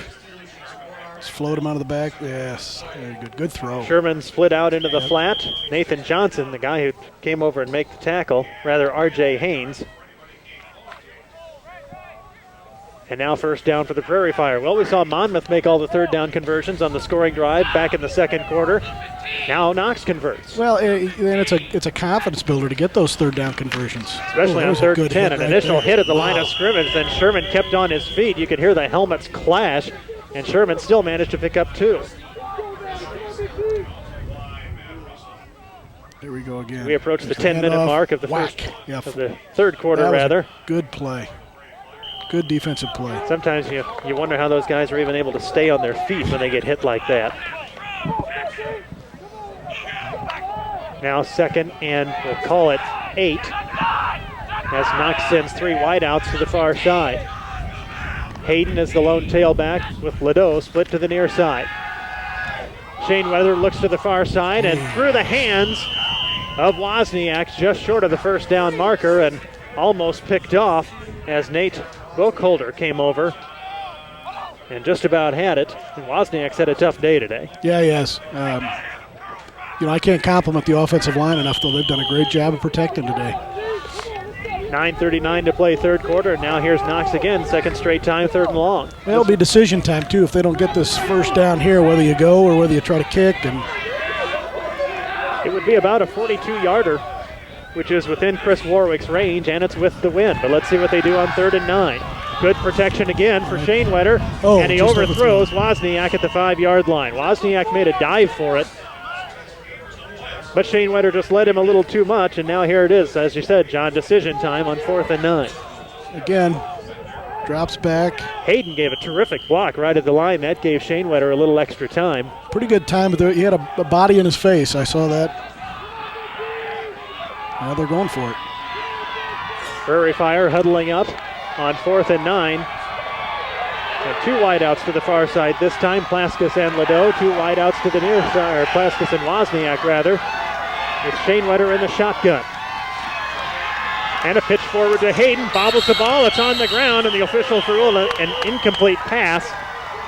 And the Fighting Scots will take over on downs with 9:25 to play third quarter. A little pitch forward from Shane Wetter.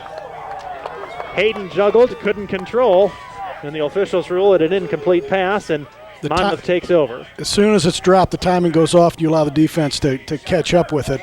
Initially, it looked like there might have been some room there to run, but as soon as the ball hits the ground, that's trouble. You could see Hayden's head turn right as the ball came to his body, and he just didn't keep his eye on it long enough. So now Kevin Engeldow back in at quarterback. He started the game, and Coach Kelly Kane lifted him in the first half. Here's a handoff to Nathan Johnson. Skips a tackle at the line of scrimmage and up to the 35-yard line. And it looks to be enough for the first down. So that's the best run we've seen from Nathan Johnson the entire game. That's Brock right. Noel over to finish him off. Again, not real fancy. Johnson gained only 15 yards in the first half on 8 carries. He picked up 11 there, and really it was his own man who took him down. Now first down from the Knox 36-yard line. Engeldow calling off the shouts, now under center Dwayne English. Hand off to the left side. Johnson could go nowhere that time as the Prairie Fire purple jerseys came bursting through Matt Hannum with the initial hit. Out of Rova High School here in Knox County. And let's see where they're going to spot it. Johnson loses 2, and it'll be 2nd and 12. Number 94, Boy, this is such a fun place to watch a football game in this bowl. It's really one of the more unique perspectives on really any level of football. With the game sunken down from the crowd in the Natural Bowl. Engeldow under pressure takes a rocked hit in the backfield as he tried to pass it off to Gentry Tate on the far side. Nate Wilson came through untouched on that play. There's that offensive line breaking down earlier like it was against Absolutely. when Engeldow was in there the first time. Yeah, and you wonder if Knox has gone back to doing some more of those things. I heard Coach Gibbons at the end of the half of things that he wanted to try to do with the defense and get them settled down a little bit and get some pressure on the quarterback. That always helps. Well, one of the things, as we told you earlier, that Knox was really worried about coming into the game was those quick passes from Engeldow. They thought he does that very well, and they needed to put the pressure on him to prevent him from doing that. Now back to pass again across the middle, complete at the 45-yard line. Gentry Tate, but he's going to be a little over a yard short of the first down. And with the ball spotted at the Monmouth 45-yard line, can't believe Coach Kelly Kane will go for it here. Nope. So here comes the punting unit. Here comes a replay. Let's see. Pretty good protection. Oh, looks like Here came the pressure from the backside, but he got it off in time. And a good sure tackle right there, and that's the difference. Brock Noel made the hit. You missed that tackle, it's first down. Here comes John Bikey for the punt. Knox almost got a hand on it last time. Less of a rush this time, and a terrible punt. Terrible punt. Very short and out of bounds inside the Knox 40-yard line. And the officials are walking it up, and they're going to spot it all the way up to the 47. Terrific field position for the Prairie Fire. That was a pretty good defensive series there. Put some good pressure on the quarterback and a good sure tackle there to keep him from getting the first down. Now with 7:37 to play third quarter, the Prairie Fire take over, leading 14-7. Now their offense has got to kind of get back on sync. They've Ledoux splits out to the near side. Two wideouts to the right are Wozniak and Plaskis. Stufflebeam, the man in motion, is the lead blocker for Hannum. Skips over, Hayden, and he skips over them for a gain of a couple, very close to the 50-yard line. Stufflebeam on the lead block knocked down Robert Cassidy, and Hayden just hurdled them. That's all something as a coach you kind of cringe at. You don't want your kids to jump and leave their feet. It's a real different style when Hayden has the ball as opposed to when Stufflebeam carries. That's for sure. Stufflebeam hasn't carried the ball a whole lot today, as Hayden has gotten most of the work and has better than 100 yards rushing to show for it today. Hayden again across the left side and up close to a first down, and we've got a late flag. Hayden looks like he's probably about a yard short of the first down marker across the Monmouth 45-yard line, and a hold at the end of the play against Knox. So what would have been 3rd and 1 is now looking at let's see 2nd and 11. I don't know if we're going to see the hold. The flag came in very late. It did. Right. Oh, I don't see him. Unless it was just outside of just the screen outside somewhere. Yeah, yep. So the hold takes it back to now 2nd and 15, back at the Knox 42-yard line. We have under 7 minutes to play in the third quarter, with Knox leading 14-7. Once again, we want to thank the Siwash Athletic Club for making this possible today. This really all came together within about a month, a little over a month, and get a hold of the Siwash Athletic Club, and thank you for bringing them this. Thank them for bringing you this nationally televised game today. 2nd and 15, Shane Wetter drops back on a long drop and caught right at the 50-yard line by Vince Annell, who caught the touchdown pass earlier. Ken Logan over to make the tackle. Now spotted in Monmouth territory, just short of the 49-yard line, so now Knox looking at a 3rd and 6. 3rd and 6, a lot more manageable than a 3rd and 15. Oh, absolutely. Call out the plays from the sideline, and now let's see what the Prairie Fire do with two wideouts to the near side. Annell and Ledoux, two wideouts to the far side. Plaskis and Wozniak. Hayden, the lone man in the backfield. Blocks for Shane Wetter, throws it across the middle, and Wozniak can't hang on. Wouldn't have been enough for a first down anyway.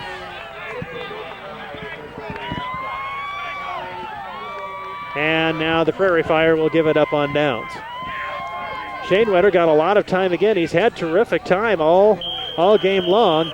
A little bit behind him, but like you said, I don't think that would have gotten a first down anyways. And a nice defensive play by Monmouth just to reach in and tap it away. John Wotena standing at his own 36-yard line to punt this one away. Back to take the kick for the Fighting Scots. Andrew Tyra standing on the far side. The punt is away. High spinning kick with the wind, and Tyra calls fair catch. Back inside the 10. Wow. What a terrific punt from Joe Wotena. And the Prairie Fire will try to stop this now, with Monmouth starting from their own 9-yard line. And a great chance for the defense here to really stick Monmouth back as the Fighting Scots will try to move into the wind here. As you see, it was still 5:42, so a lot of time to play in the third quarter. If the defense can stiffen, they could come away with great field position by holding Monmouth to a 3-and-out. Well, I would think Monmouth would come back with a little option in this drive at some point. I don't know if they want to pitch the ball down at this end of the field, but Engeldow back to pass on first down. Into the wind, has a man open and through the hand of Adam Tyra. Just a perfect pass from Engeldow. Craig Roscoe was the defender, but somehow Andrew Tyra came down and got a step on him and made a leaping grab and then just threw his hands as he came down. that was a well-thrown ball. Really, the coverage wasn't all that bad either, to tell you the truth, and just it couldn't come down with it. Play in from the sideline. Now 2nd and 10 from the Monmouth 9-yard line. 5:35 to play third quarter. And the Knox players the Knox fans running circles around the Monmouth fans in kilts at the far end zone. The handoff goes to the left side, and again the defense stacks it up and pushes it backwards as Nathan Johnson went nowhere. Maybe a gain of a yard. And now the Fighting Scots looking at 3rd and long. Ryan Kennedy with the initial hit. Yeah. Good swarming defense. A lot of purple shirts around the ball. Well, you could get a lot of momentum back right here, John. Absolutely. If the defense can hold and force a punt into the wind, and now the Prairie Fire on the field. Josh Fordyce pumping the arms in the air, trying to get the crowd to come alive. Everybody's hands are in their pockets right now. Nobody wants to take their hands out in 30-degree wind chill. Nathan Johnson, the lone setback. Engeldow on the keeper with Johnson, the lead blocker. Throws it to the sideline, and a diving attempt, but incomplete pass. And there's the defense. They give up just a yard on 3 plays. And here comes the punting unit. And look at where Drew Sherman and Ben Van Vlera are going to take this punt. They're standing at the Monmouth between the 40 and the 45-yard line. So they're anticipating terrific field position here. It was a rollout, and I think the ball might have slipped coming out of his hand because it didn't look like it had a good rotation on it when he threw it. So the punt from John Bikey. A little bit of pressure, a low kick, a spinning kick, and a good one. Sherman takes it over the shoulder at the 50. Now rolling laterally to the near side, trying to cut upfield.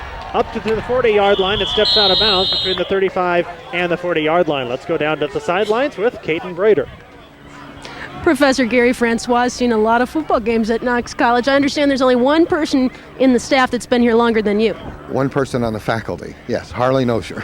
So I came in September of '63. And since then, you must have developed quite an affinity for Knox football to be out on a day like this. For football, basketball, baseball, all of them. And over the years, have seen several. Well, a professor of psychology has to be able to give us a psychological profile of today's game. How would you assess it? I would say, rather than make it formal and everything, it's a lot of fun. It's a typical Knox Monmouth game. A lot of enthusiasm, and Jim and Vern ought to be thanked for what they've done. It's great to have you here. Enjoy the rest of the game. Oh, I plan to. I'm going to try to keep warm. Thank you. Jim Valentine and Vern Stisser is who Gary was referring to. And I'll tell you what, John, if you had to guess one person who had been here longer than him, I think probably everybody in the place would guess it would have to have been Harley Nosher. That's exactly right. Matt Hayden on the run across the right side of the line for a gain of about 5 on 2nd down. Jay Gunning with the hit. Rather, Hugo Herrera, the outside linebacker. And now 3rd and about half the distance to go to get the first down. Well, not as good of a spot as I thought it was going to be. No, up to that's the 34-yard line, so now they're looking at 3rd and 7. Now here again, I would think they need to get a little more before they try a field goal here. Another first down anyways. Scuffle beam in the offset eye with Hayden in the backfield. Fake handoff to Hayden. Shane Wetter rolling out. Terrific protection again, looking downfield. And he just tries to flip it to Stufflebeam standing at the 30-yard line. And Monmouth knocks it down. Dan Taylor swiped it away. And now 4th and 7 for the Prairie Fire from the 34-yard line. And you're right, John, that would be about a 51-yard field goal. And even with the wind, right. I'm not sure if Knox will want to try to attempt that. 3:17 to play third quarter, and Knox still holding that one touchdown lead, which it's been since with about 5 minutes to play before halftime. Joe Wotena standing at his own 48-yard line, and he'll try to pooch this one inside the 10. High kick. The wind will take that one downfield. It rolls inside the end zone. Boy, that was close. I don't think that Andy Honecker expected that ball to skip like it did. No. Number 27 standing there was waiting for the ball to come down and see how it landed. As soon as that ball hit, it was like a golf ball on pavement. It just zoomed into the end zone, and Honecker really never had a chance to react to knock it down. Well, it's always going to take that weird bounce, too. It's one of the things that makes this game such a great game. So Monmouth takes over from the 20-yard line. 3:10 to play third quarter. And this may be their last drive into the wind for the day, as we'll switch sides, of course, at the end of the quarter. And Monmouth will have the wind after that. Let's see what they can do into the wind. They keep it on the ground with the end around. Gentry Tate coming in from the far slot position for a gain of 4 up to the 24 before the purple jerseys converge. And we're under 3 minutes to play in the third quarter. Craig Roscoe over to make the hit. And here's your replay. Okay. Defense slides the one way. Good play. Good lead blockers. Kind of tripped over his own feet there, looked like, or his blocker. Looks like Roscoe got out and maybe got a finger on his shoelaces or something. As Roscoe was going down, it just instinctively stuck that right arm out, and that was enough to trip up Gentry Tate. 2 in the slot. The lone setback is Nathan Johnson. With Kevin Engeldow under center. Now Tate in motion, and we've got flags just as the play gets off. Delay of game on the Fighting Scots. Oh, that's just a backbreaker. Those mistakes are the ones that just add up, and as a coach, just drive you crazy. Well, when you talk about the difference in the games like we talked about earlier, one of the big differences was Monmouth in the first quarter. 3 turnovers, all the penalties, then they got things going, and none of those things obviously happened. Even the penalties never really happened, and now here that they're struggling again in the third quarter, that's right. Here come the penalties back. So it's now 2nd and 11 for the Fighting Scots as they march it backwards to the 19-yard line. Johnson again the lone setback. That's Paul Smith split out wide to the near side. Fake handoff now. Out of the slot comes John Turnquist across the left side of the line, and he gets back to the 20-yard line. A lot of running for a gain of a yard, and now 3rd and 10 for the Fighting Scots. You know, the daylight is ending earlier now with daylight savings time ending last weekend, and the crowd looks colder. A couple players make the hit. I believe it was Craig Roscoe again who got him from the leg and took him down. So now 3rd and a long 9 to go. They're looking like they're bringing pressure. Here they come. Fake handoff. Boy, Josh read Fordyce extremely well. Boy, oh boy. Josh Fordyce across the left side of the line and a late flag. Fordyce came bursting through. Engeldow never had a chance. Now let's see what the flag is. Oh, that's unsportsmanlike conduct. That's an unsportsmanlike call. Unbelievable. Fordyce was in there celebrating after making the sack on Engeldow, and he almost wondered if that's what it had to have been because you never know if he said something, but it just looked like he was pretty happy about making a play. You know, that's it. Oh, well, they're going to call it for throwing him down like he did. Well, see now the flag. You see there, the official is just reaching for the flag, so they give it to him for celebrating. That's not a good call. And he wasn't taunting his opponent. He was just excited. I mean, when you take the excitement away from the kids. Well, and he was looking to the home side of the field. Absolutely. He wasn't looking at the opponents at all. Yeah, So now it's 1st down. From the 25-yard line, they march it forward 15 yards from where the play ended. So now Monmouth with a new series of downs from the 25-yard line. What a bad break for the Prairie Fire. Here's Gentry Tate coming from the left slot position and tackled from behind. Craig Roscoe makes the shoulder dive at the ankles, and that prevents a first down, at least for the time being, as Tate gains 7. We're down to a minute to play, third quarter. Here we go. It almost looks like Tate seems to be running with a little more energy after that last play. I mean, he really had a good burst of speed coming from the left side of that line. So if you're Coach Andy Gibbons for the Prairie Fire, you sure hate to think that that penalty is just going to fire up Monmouth now, but at least on that play, that's what it seems to have done. 2nd and 3 now. Engeldow, the handoff to Johnson with a little misdirection across the middle. Still on his feet into the secondary, and finally tripped up and taken down. Craig Roscoe there to trip him up. Josh Fordyce finished him off, but it's into first down territory up to the Monmouth 44-yard line. When the clock will run, they may get one more play off as we're under 30 seconds to play in the third quarter. That's a trap, and gets away from the ankle tackle. And then here's the one. He breaks this tackle right here. That's a tackle that should have been made. So Johnson takes it up. The knee comes down at the 44, and first down for the Fighting Scots. We're down to 12 seconds in the third quarter. This will be the last play of the period. Engeldow under pressure in the backfield, but he got the handoff to Johnson into territory. The ball on the ground. Oh, no. And the officials say the ground caused the fumble. So Monmouth with another first down inside Knox territory now at the 44-yard line. And the player slow to get up is Craig Roscoe. He's had a big game today, and that's tough to see. They spot the ball actually at the 43. Johnson with a huge hole up the middle. Yep, the ground did cause that. And it looks like Roscoe just kind of rolled over on his leg. So we've come to the end of the third quarter with Knox still leading by a single touchdown, 14-7. We'll take a timeout. You are watching a special broadcast of Knox College football made possible by the efforts of the Siwash Athletic Club.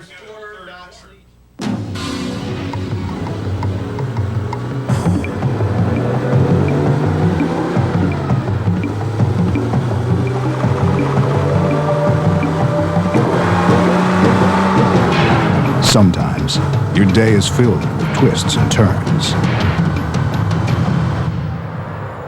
Handle it. Dunlop Tires.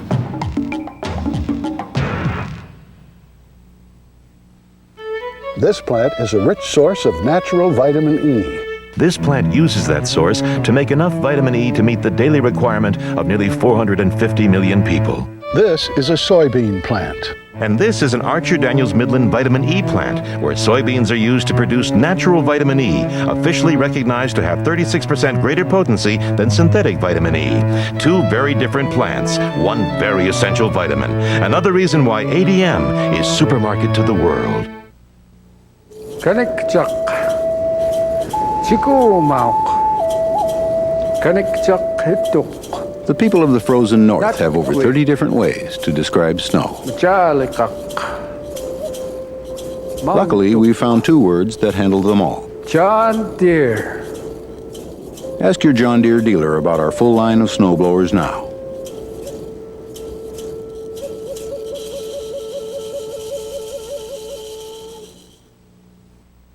Ready to start the fourth quarter with Knox leading Monmouth 14-7, and that dog apparently belongs to Nate Wilson, the linebacker. Well, the momentum has definitely changed here. Maybe one of the biggest fans in the place. Knox jumps. Engeldow back to pass, under a little bit of pressure, now rolling right. Escapes one tackle, gets another good block, launches it downfield, and it's intercepted inside the 5-yard line. Brock Noel came over to pick it off. And what looked like it was starting as a tough play when Knox jumped on the right side of that defensive line. Here's a replay. No offsides. See, there it is right there. Got back. Now he's under pressure. He'll get a good block right there. Allows him to free up, and then overcomes Noel and takes it at the 5 and then steps out at the 3. Well, I would think you'd see a little Matt Hayden and Ryan Stufflebeam right here to get yourself some breathing room. You know, that was Monmouth's first play with the win since changing sides. You think they think maybe Engeldow forgot to take that into consideration? first down from the 3, and Shane Wetter just on a keeper tries to get up to the 5-yard line and get a little bit of running room. About the safest play you can run down there. Oh, and now a late flag, and maybe this will be on Monmouth. It looked like somebody gave Shane Wetter a shove right at the end. Kind of hard to tell from this angle. And let's see what it is. Another unsportsmanlike, and this one's against Knox too. Second unsportsmanlike conduct against the Prairie Fire, and about the last minute and a half on the clock. So that will not make Coach Andy Gibbons very happy. No, that's a critical one there.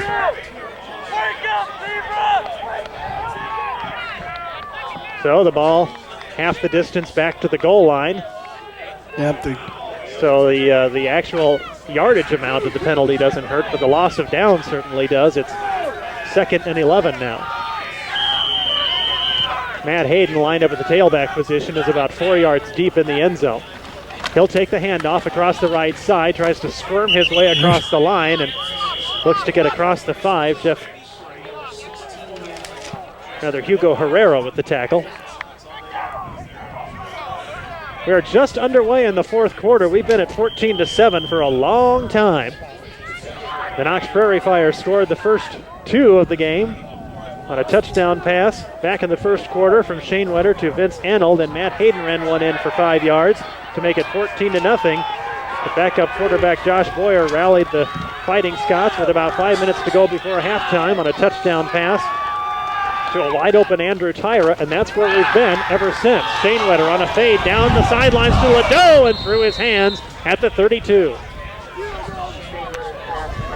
So now, 4th down, and Knox will have to punt, and this one's into the wind. So Joe Wotena's work is cut out for him here. Ladeau was open. He got a couple steps on his man, and a great pass from Shane Wetter into the wind. Just off the fingertips. Oh, boy. Just led him a little too much. Wotena standing a yard away from the back end zone line. Standing at the 42-yard line, Adam Tyra, along with John Bikey. Tyra will take it and escapes one tackle, and then a nice hit as Andy Honecker prevented a big return. If Tyra gets past Honecker, that one could go for a while. But instead, the Scots will take over. Still terrific field position at the Knox 39. 13:39 to play in the game. And Engeldow will try to take the Scots into the end zone to try to tie this game up. Knox looking for its 3rd straight winning season and its 3rd straight win over Monmouth in the Bronze Turkey game. The defense with its work cut out for it here. From the 39, Engeldow back to pass on 1st down. Just a little screen to the right side. Tyra with the catch up to the 35 for a gain of 4 on 1st down. And there's that quick passing game again that Andy Gibbons was concerned about. Craig Roscoe makes the tackle. And somehow, hey, how did Monmouth get a hold of the Knox flag? That shouldn't happen. Hopefully that's not an indication of things to come, and here come the Fijis back to reclaim their property. And the Monmouth fans, seeing that they're outnumbered, just hand it over. 2nd and 6, a little end around from the far side. John Turnquist gets past another tackle inside the 35-yard line for a gain of a couple more.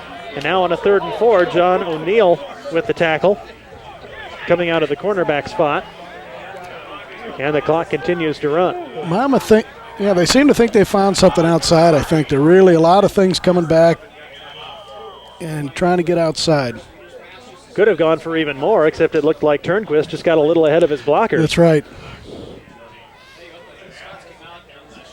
Monmouth has to get to the Knox 29-yard line for a 1st down.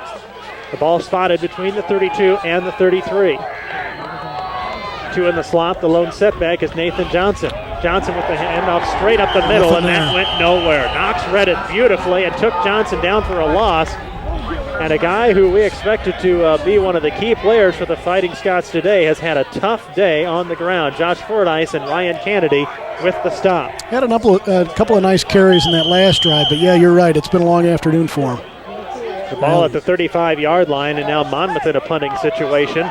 Becomes a field position issue now.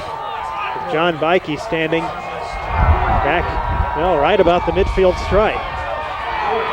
Drew Sherman and Ben Van Valera standing at the 10 as Monmouth will try to down this one inside the 10, and he boots it toward the corner. Sherman lets it go, and it spins out of bounds at the 4. The 4-yard line. That's another good punt. So Knox started the last drive from the 3 and couldn't get anything going. Now they'll start this one from the 4 with 11:34 to play in the game. Well, this becomes a composure issue, too, now. I think Knox that last time seemed to lose their composure a little bit after those 2 penalties, and they need to come out and reestablish themselves a little bit. We'll give a different look here with Drew Sherman coming in. Dave Shanewetter back in to try to engineer a long scoring drive here. Don DeBrita in as well as he just ran the play in from the sideline. Now Hayden, the lone setback in the backfield with Ladeau out wide right. Another fade pass to him, and he overthrew everybody that time. As the lone defender down was R.J. Haynes, and he had a better chance at it than Ladeau did. So 11 and a half minutes to play in the game, and the Prairie Fire from the 4-yard line. You know, really, if they can just chew some clock off here, John. That's right. You know, even if they can just get it out. First downs. Yeah, just get it away from the goalpost and take some time off the clock, and put a lot more pressure on Monmouth, even if you do give the ball back to them. Handoff to Hayden across the right side, still on his feet as he tried to cut back to the middle and taken down short of the 10. Looks to be a gain of about 4 on second down, so now 3rd and 6. Quite likely a passing situation as Jim Hardesty makes the stop on Matt Hayden. And give the Monmouth defense a lot of credit. They've prevented any big runs from Matt Hayden here in the second half. I think he had one earlier. They've kept him pretty well bottled up, that's right. Nothing big like he had in the first half, though. Hayden was really kind of the story of the first half as he was doing most of the work on the ground. Now 3rd and 6, handoff again to Hayden, running laterally, gets past an ankle tackle, now cuts back toward the middle, got past a block, into first down territory, he's free. Down to the 40, we have a foot race. Into Monmouth territory, inside the 40-yard line before he's forced out of bounds. And just when you compliment the Monmouth defense for stopping Matt Hayden, what a run he makes as he cuts back to the middle. Let's hope we get a chance to see that one again. Here we go. Watch, this is just some great individual effort because things aren't happening right here. And there's a great one to break the ankle tackle. Now he cuts all the way back across. 2 big blocks right there by the offensive line.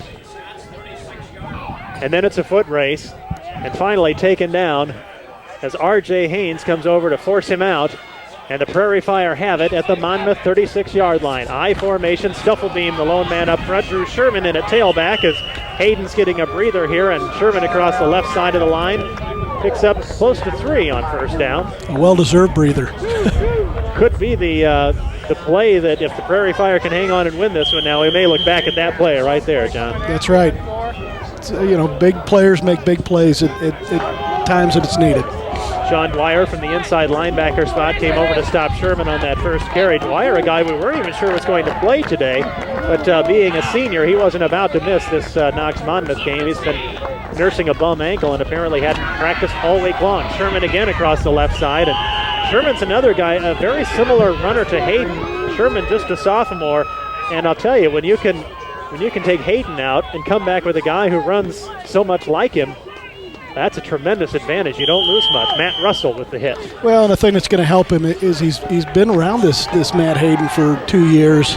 You pick things up from a good player, and that's just going to help him in the next 2 years as well. Offset eye on 3rd and 5. Stufflebeam the fullback. 2 wideouts to the right. Shanewetter back to pass. Looks across the middle and throws between Wozniak and Stufflebeam. Wozniak looked to be the intended receiver, and he never really had a chance at it. So now 4th and a long 5 for the Prairie Fire from the Monmouth 31-yard line. And like we said, John, even if you punt here, and look, well, Knox is going to stay in and go for it. Now the crowd comes to life a little bit. That Matt Hayden run really woke everybody up. Yeah, it did. More importantly, more than anything else, Knox took it out from deep inside its own territory. That's right. Regardless of what happens here. On 4th and a long 5, offset eye. Shanewetter back to pass again. Gets good protection. Has Wozniak downfield. Now tackled from behind. John Carruthers finally broke free from a block in the backfield and ankle tackled Dave Shanewetter from behind, and the Fighting Scots take over at their own 35-yard line. But even with no score, mission accomplished. It took time off the clock and got it out from deep inside their own territory. There he gets away from the running back. And Shanewetter never had a clue. So let's see what Coach Kelly Kane's Monmouth Fighting Scots can do now. 1st and 10 from their own 35-yard line. From the slot position, John Turnquist cuts it upfield for a gain of 4. As over to make the tackle comes Brent Becker. Becker, another senior, playing his final game here before the home crowd. Up to the 39-yard line, a gain of 4 for Turnquist.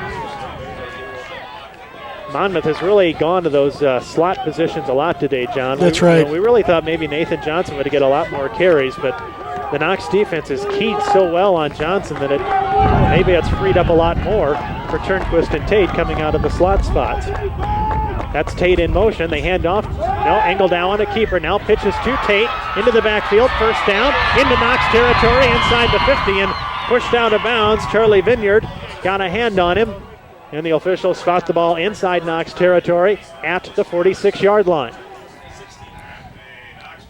And there's that option that has caused so much trouble for Knox in the last 5 games.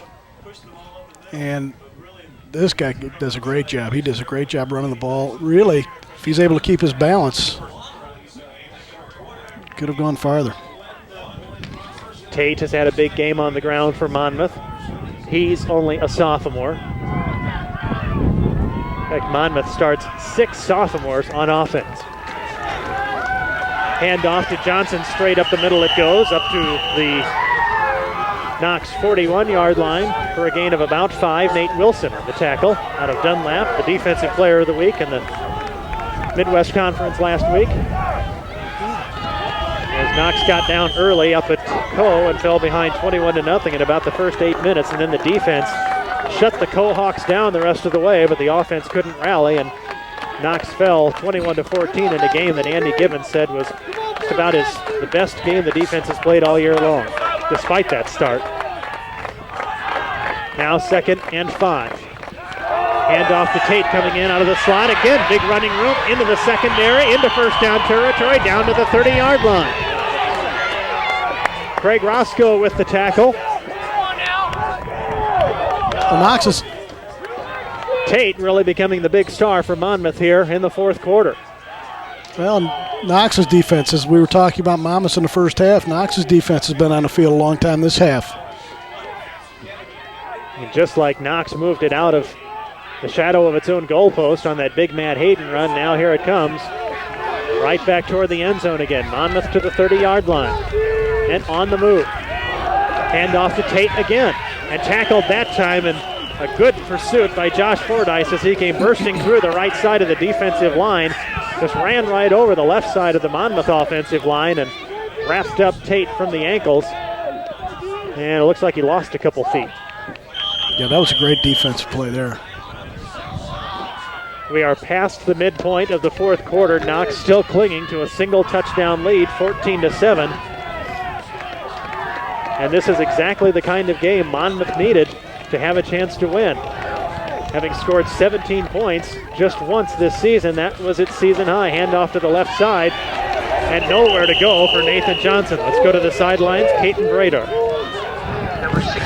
Well, these guys, Jim Valentine, class of 61, and Jim Adams, right next to me, class of 88, were not only both lettermen here at Knox College, but also responsible for getting Knox football on television this afternoon. Jim, how'd you get mixed up in all of this? Well, I was the one that was bright enough to realize it couldn't be done. This gentleman right next to me, and Vern Stisser, who's out there watching us right now, they weren't bright enough to realize that this could not be done, so they deserve all the credit. I'm just a mere technical guy. What do you remember most about playing at Knox? Just the fun. It's all the fun, the camaraderie. How are you enjoying the game so far? Great. Just a little cold. Well, I know one man enjoying it thoroughly, regardless of the cold, is Jim Valentine, who has worked tirelessly to get this thing put on the air. You have to feel a little proud of this day, regardless of the score. Yeah, I'm really excited about the day and the event, and I'm just so happy that all the alums can get plugged back into the college. But I also want to say a couple words about the people who have spent so much time and effort on this thing, and there are a lot of them. Jim Adams here right next to me, but Vern Stisser, Iggy Matkoff, Max Usler, and countless other people, particularly all the 32 hosts throughout the United States that have taken their time and effort to put this event on in their local towns, really makes me excited. That's right. That's right. Yeah. Well, gentlemen, you've done a fine job. Now we have to leave the rest in the hands of the players on the field. Brad? Thank you, Kate. And a penalty on third down. Takes Monmouth down to a 3rd and 5 at the Knox 25-yard line. Engeldow to pass, man open, caught, and a first down at the 15-yard line as Andrew Tyra hauled it in. And the Monmouth drive continues, and another 3rd down conversion for the Fighting Scots. Well, again, that penalty makes it a manageable play. All right, here we go. It's a good catch. That's just a great concentration grab there. Yeah, it was really tremendous defense by Craig Roscoe. And Tyra had to go high, and that was all by his hands. That wasn't into the numbers. He went high for that catch, and now first down from the Knox 15-yard line. Under 6 minutes to play in the game. Engeldow rolling out, tosses it to the end zone, and he threw it away. Tyra, the intended receiver, was under double coverage, and Engeldow did a good job.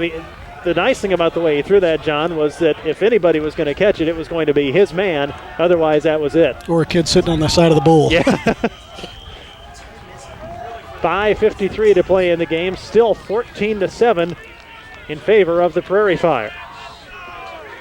Second down from inside the Knox 15-yard line. Engeldow brings his team set. Nathan Johnson, the lone setback. Wide outs, one to each side. Pitch into the backfield. It goes to Turnquist in motion out of the slot. Avoids an ankle tackle in the backfield, and 3 players converge. One of them being Josh Fordyce, whose name we've called a lot today. Also there, coming up out of the free safety spot, Brock Noel. And what are they going to say? A gain of, well, about 2. Okay, so it's now 3rd and 8 from the 13. This is a big play right here. Monmouth wants this into the end zone with under 6 minutes to play. They don't want to settle for a field goal and then have to take their chances. They want to tie this game up. 5:45 to play in the game. Wide left goes Paul Smith. Wide right is Adam Tyra. Flags as the play gets off, and big time tackle in the backfield. Engeldow goes down hard as Stephen Roke came through and forced him down. I think we got a flag down. Let's see what it's the going to be flag Knox is. again. Would have been a loss of 7. It's offsides on Knox. So it'll go from 3rd and 8 to 3rd and 3. And that's, like you said, John, that's how they were able to convert the last third down play. That makes it a much more manageable play, that's for sure. 3 yards is a lot easier to get. It gives you more options, too. Yeah. 3rd and 8 or 3rd and 15, as that would have been. You almost have to pass 3rd and 3 if you can draw up the right kind of running play. All you need is 3 yards. And Monmouth has certainly gained a lot of this yardage after starting back here at the Fighting Scots 35-yard line. Has gained a lot on the ground coming out of those slot positions. This time in the traditional wishbone with Johnson the up man. Handoff to Gentry Tate across the right side of the line, and this is going to be very close. Tate had to get to the 5-yard line and really across the 5. And depending on where the spot is, well, this is going to be close. The officials just set the ball down short of the 5-yard line. If that's the case, it's not enough, and they're not even going to measure. And here's an indication of what Coach Kelly Kane wants. He's going for it on 4th and a yard from the Knox 6. Inside the 6-yard line, 5 minutes to play with a 1-touchdown difference right now. Again, the wishbone set with Johnson the up man. Engeldow hands off. It goes to Johnson. He tries to dive across the line, and then the defense pushes everybody backwards. They faked to Johnson, actually, and it went to Gentry Tate, and no first down. Knox has it back. Wow, what a defensive play. Oh, my goodness. Look at where the ball is sitting. Boy, oh right boy. On the 5-yard line. That's Boy. I don't think it could be much closer. No. Here's a replay. Gentry Tate, he's been the workhorse this half. Boy, what's the number underneath that pile right there? I'm trying to get a look. Our spotter, Jason Bruning, says it was Stephen Roque who wrapped him up, and then Ryan Kennedy came out of the linebacker position. That's just a great defensive play. As Gentry was still on his feet, and Kennedy finished him off. 1st and 10 from the Knox 5 with under 5 minutes to play. Matt Hayden back in and stopped right at the line of scrimmage. So it'll be 2nd down and long. Well, you know, here's the challenge. The clock, Monmouth's biggest enemy right now, John, but Knox needs to get a 1st down or two to try to move the chains and take some time off the clock themselves, or else Monmouth stands to get the ball back in good position. Right. You got to move the chains a couple times here. Hayden had that long run on the last possession and then sat out the rest of the play, the rest of the series. As he got a rest, he's back in there now at tailback with Stuffle being the fullback. Hand off to Hayden across the right side, now cutting laterally. Stopped at the 5-yard line and then still works his way up to about the 8. As Dan Taylor, the outside linebacker, came up to make the hit. And Knox in a tough spot now, facing 3rd and 7 from the 8-yard line with under 4 minutes to play. Well, this is what we said at the beginning of the day, John. All the offense that Knox has mustered this season, a 500 record. Monmouth College at just 2-6, struggling so mightily offensively, but the defense ranked near the top of the Midwest Conference all year long. But it's the Bronze Turkey game, and this is exactly what you would expect at this state of the game. 3.5 minutes to play. Here's Hayden on 3rd and 7 with a handoff. That'll be short of the 1st down. He had to get to the 15-yard line. He works his way up to about the 18, and now Knox will have to punt after taking only about 1:20 off the clock.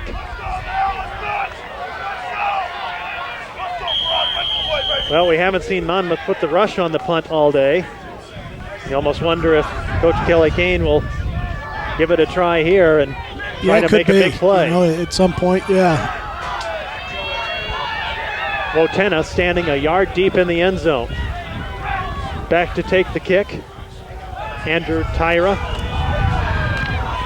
A low spinning kick, a short kick, and Monmouth just falls on it at the 41-yard line as Brian Hetrick came up to take it. So good position with 2:50 to play in the game. Under 3 minutes to go. Monmouth with the 1st down from the Knox 41-yard line. Well, if there's any advantage to the cold weather today, John, as much as the Knox defense has been on the field, if it were an 80-degree day, they'd really be wiped out right now. Yep, that's right. Well, the defense coming off a big stop. The offense goes 3 and out, but the defense had a big stop on 4th and 1 from the 6-yard line. Let's see if that 4-man front and everybody else in the purple jerseys can continue that defensive momentum now. Here's the fake. Engeldow back to pass. He faked twice. Good protection. A bullet pass across the middle, and he led Nathan Johnson too much, and it falls incomplete. Brock Noel came over to make the hit after the ball fell down. 2:44, and more importantly for Coach Kelly Kane, he'd want the conversion, but the clock does stop. Right. Both teams do have all their timeouts as well. Paul Smith runs the play in from the sideline. For Monmouth, out goes Tyson Royer. Wide to the right goes Andrew Tyra. To the near side comes Paul Smith. 2nd and 10 from the Knox 41-yard line. Turnquist in motion. Engeldow wrapped up and taken out at the 50-yard line. C.J. Tracy of Aledo High School came bursting through from his left tackle position and took Engeldow down back at the 48-yard line. A loss of 7, and it's 3rd and 17. Got a stunt on here. C.J. Tracy, number 57. Right here he comes. Boom. That's a big play. That is a big play. Ryan Kennedy checks out from the linebacker spot. Nate Wilson back in for the Prairie Fire. 4-man defensive front. High formation with one to the slot right. Hand off to the right side. It goes to John Turnquist. Got some running room. And inside the 35-yard line, but it's very close to a 1st down. He got tripped up short of the 1st down marker, then stayed on his feet just long enough to stumble up to the 1st down marker, and we're going to have a measurement at the Knox 31.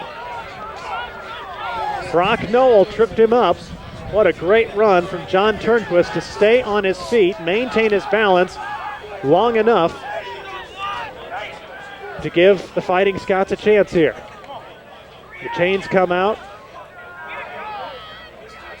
and it's a first down for Monmouth. It's just the old draw play. And a huge hole across the right side of the offensive line. Looked like an awfully generous spot. I don't know. You know Kelly Kane would have gone for it on 4th and 1 anyway, but it's all a moot point. It's 1st and 10 from the Knox 31. Fighting Scots trailing by a touchdown with 1:53 to play in the game. Engeldow back to pass on 1st down. A fade pass down the right side. They get caught up with each other, and here comes the flag. Craig Roscoe flagged as he tied up Adam Tyra down the far sideline. And another 15 yards will take it inside the Knox 16-yard line on another 1st down. Well, all right, let's take a look at this again. The officials are conferring. They looked both like had he their was eyes going on the down. ball. He was. That's. Well, maybe it's offensive pass interference. Looked like Tyra got his hands on Roscoe's shoulders and kind of forced him down. Here comes the call. It's against Knox. And the crowd can't believe it. And the coaching staff is irate. You watch that play. Tyra gets his hands on Roscoe's shoulders. Here's another look at it. There it is. That's not a good call. He gets Roscoe by the helmet and takes him down. We have the benefit of the replay. The officials don't. They have to call it as it happens. The nose of the football is at the Knox 15-yard line with 1:41 to play. And now the Knox defense trying to bring the crowd back to life. And we have a timeout. The officials are trying to get everybody off the field here. And the fans take the opportunity to go down and tell the officials what they thought of that last call.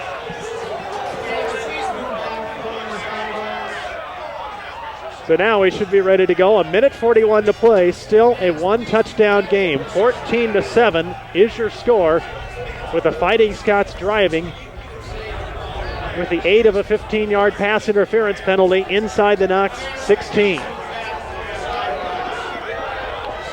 Adam Tyra again splits wide to the right. He's the guy who created the penalty last time. Paul Smith wide to the left. It's the same formation. The officials talking things over with all the players. Now we're ready to play some football.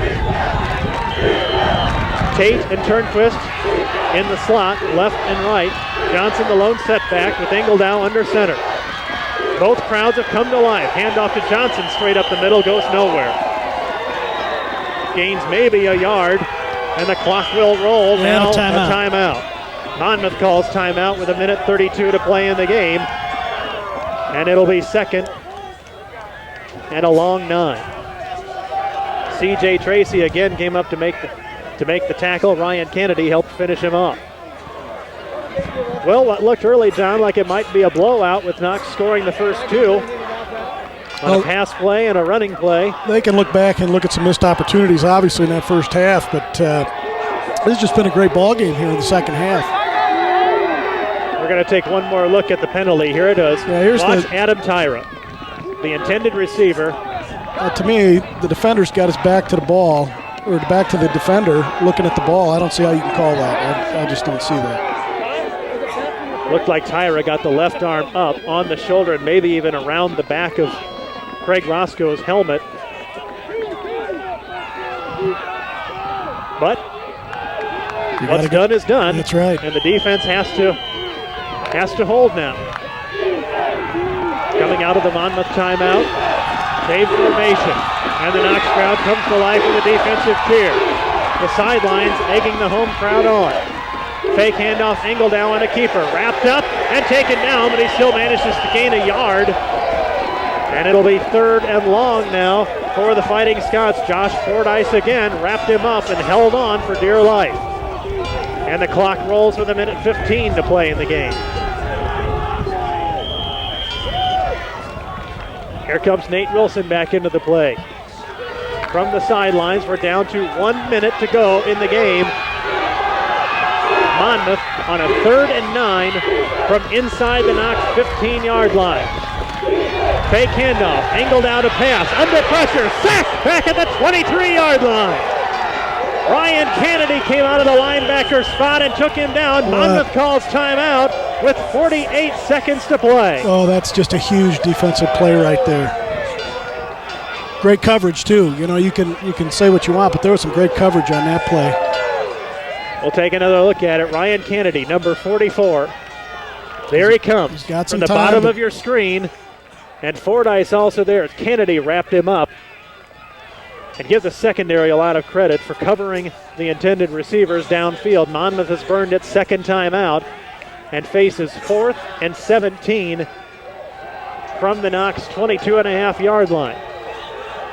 And the players on the field trying to pump the crowd back up and get the defensive cheers going.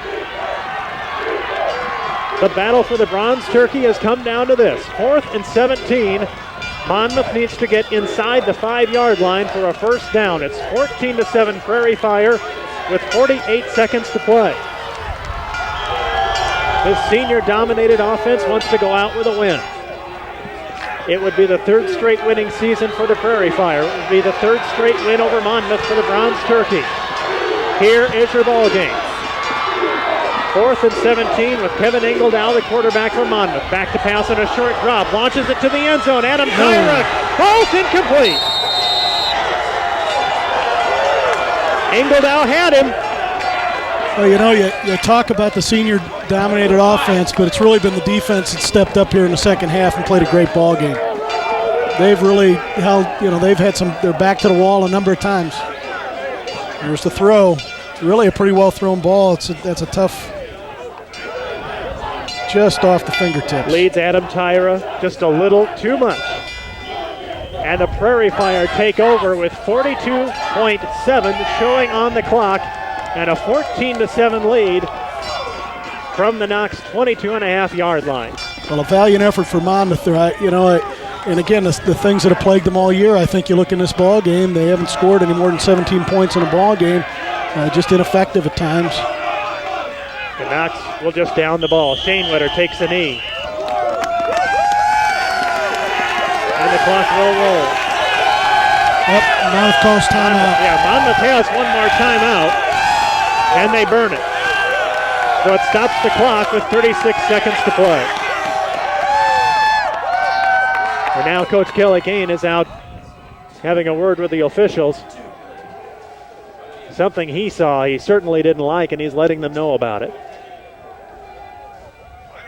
So it'll just be a matter of finishing off the game now. Shanewetter will simply have to take a knee. Monmouth has burned its 3rd and final timeout.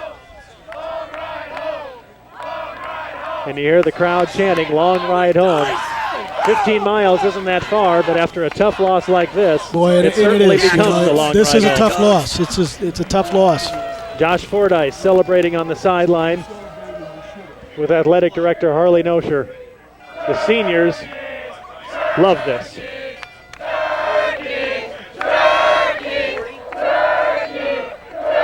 Just waiting to come out of Monmouth's final timeout. Well, this has been a great game to watch, I'll tell you that. It's lived up to all of the tradition and the...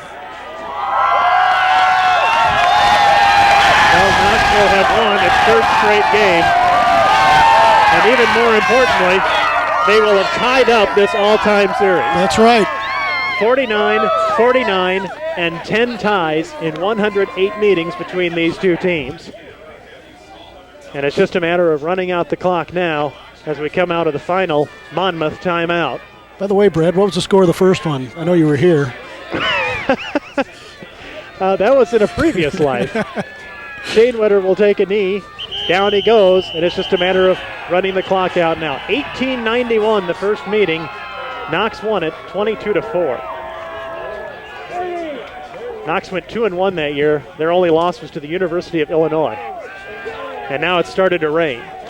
So how's this for timing? We're coming to the end of the game, and the crowd will be able to go home before they get too wet. And of course, all of you folks watching around the nation, your drive inside. We're down to 9 seconds to play, and the crowd is on the field. Senior night, the Bronze Turkey and the Knox Prairie Fire celebrate, owning both of them. 14-7 the final. The Prairie Fire finished the season 5-4, their third straight winning season, and their second straight under head coach Andy Gibbons. The Monmouth Fighting Scots finished the year at 2-7. Boy, hard-fought game, no doubt about it. Both teams went scoreless in the second half, as it was 14-7 at halftime, and just a tremendous defensive battle. Andy Gibbons was very complimentary of the Monmouth defense heading into this game today. Well, and the Knox defense, which was maligned a little bit, I think at times really stepped up and played well. The offense really was struggled here in the second half. Caden Brader is down on the sidelines with one of the heroes of today's game. Caden? Well, most of Knox's games have been won or lost in the second half. This one no exception, but the man who's been there every step of the way, quarterback Dave, Shane Wetter, a very emotional game for you and a very stressful game too. Was there a turning point? I think we came out and really settled down a little bit in the second half. I think all the seniors were just pressing a little too hard, knowing that we were at home, it was our last game, and we all wanted to win so bad. I think we were playing a little too hard in the first half. So I think just the fact that we settled down and Matt broke a couple big runs, and I think that really helped us out. You played with a lot of different players along the way, particularly in the last couple of years, but there was an additional player on the field indirectly. Explain the significance of the sticker on the back of your helmet. Probably the biggest influence in my life in terms of football has been my father. He was my high school football coach, and he's always been my head coach all along. And so I called him up last week and told him this one's for him. Certainly made him proud. What will you take away from this game and from your experience at Knox? 3 in a row against Monmouth. It's just fantastic. I don't know how long it's been since that's been done, and I made a lot of great friends here and a lot of guys who just love football, and didn't get that chance to play at Division I and came here and really busted their butts and did the job. Well, Dave played for his father in high school, his high school coach. You've made an awful lot of coaches proud. Congratulations and continued success. Thank you. Brad? All right, Caden, thank you very much. Once again, the final 14-7. Dave Shanewetter, a guy who holds a number of career passing records here at Knox College. But one of the things he did this season, set the career mark for passing touchdowns in a season when he did it last week. 44, and he got a 45th today, which eclipsed the old record of 42, which Bob Monroe held back in 1984 and 87 when he played here. John, a great game. It's the Bronze Turkey. It's what everybody expected, everybody anticipated, and there you see an emotional group of guys who really deserve this win here today, a hard-fought game. Well, we've said all along, these are kids that play football because they love to play football, and these are really truly what you would call the scholar athlete that are here to get an education but love to play the game. And these kids, it's the last time for a number of them, and that's a big thing. That's a big part of their life. Last time Knox beat Monmouth 3 straight games in this series, 1979 to 1981, when they won 28-21, 13-0, and 21-14.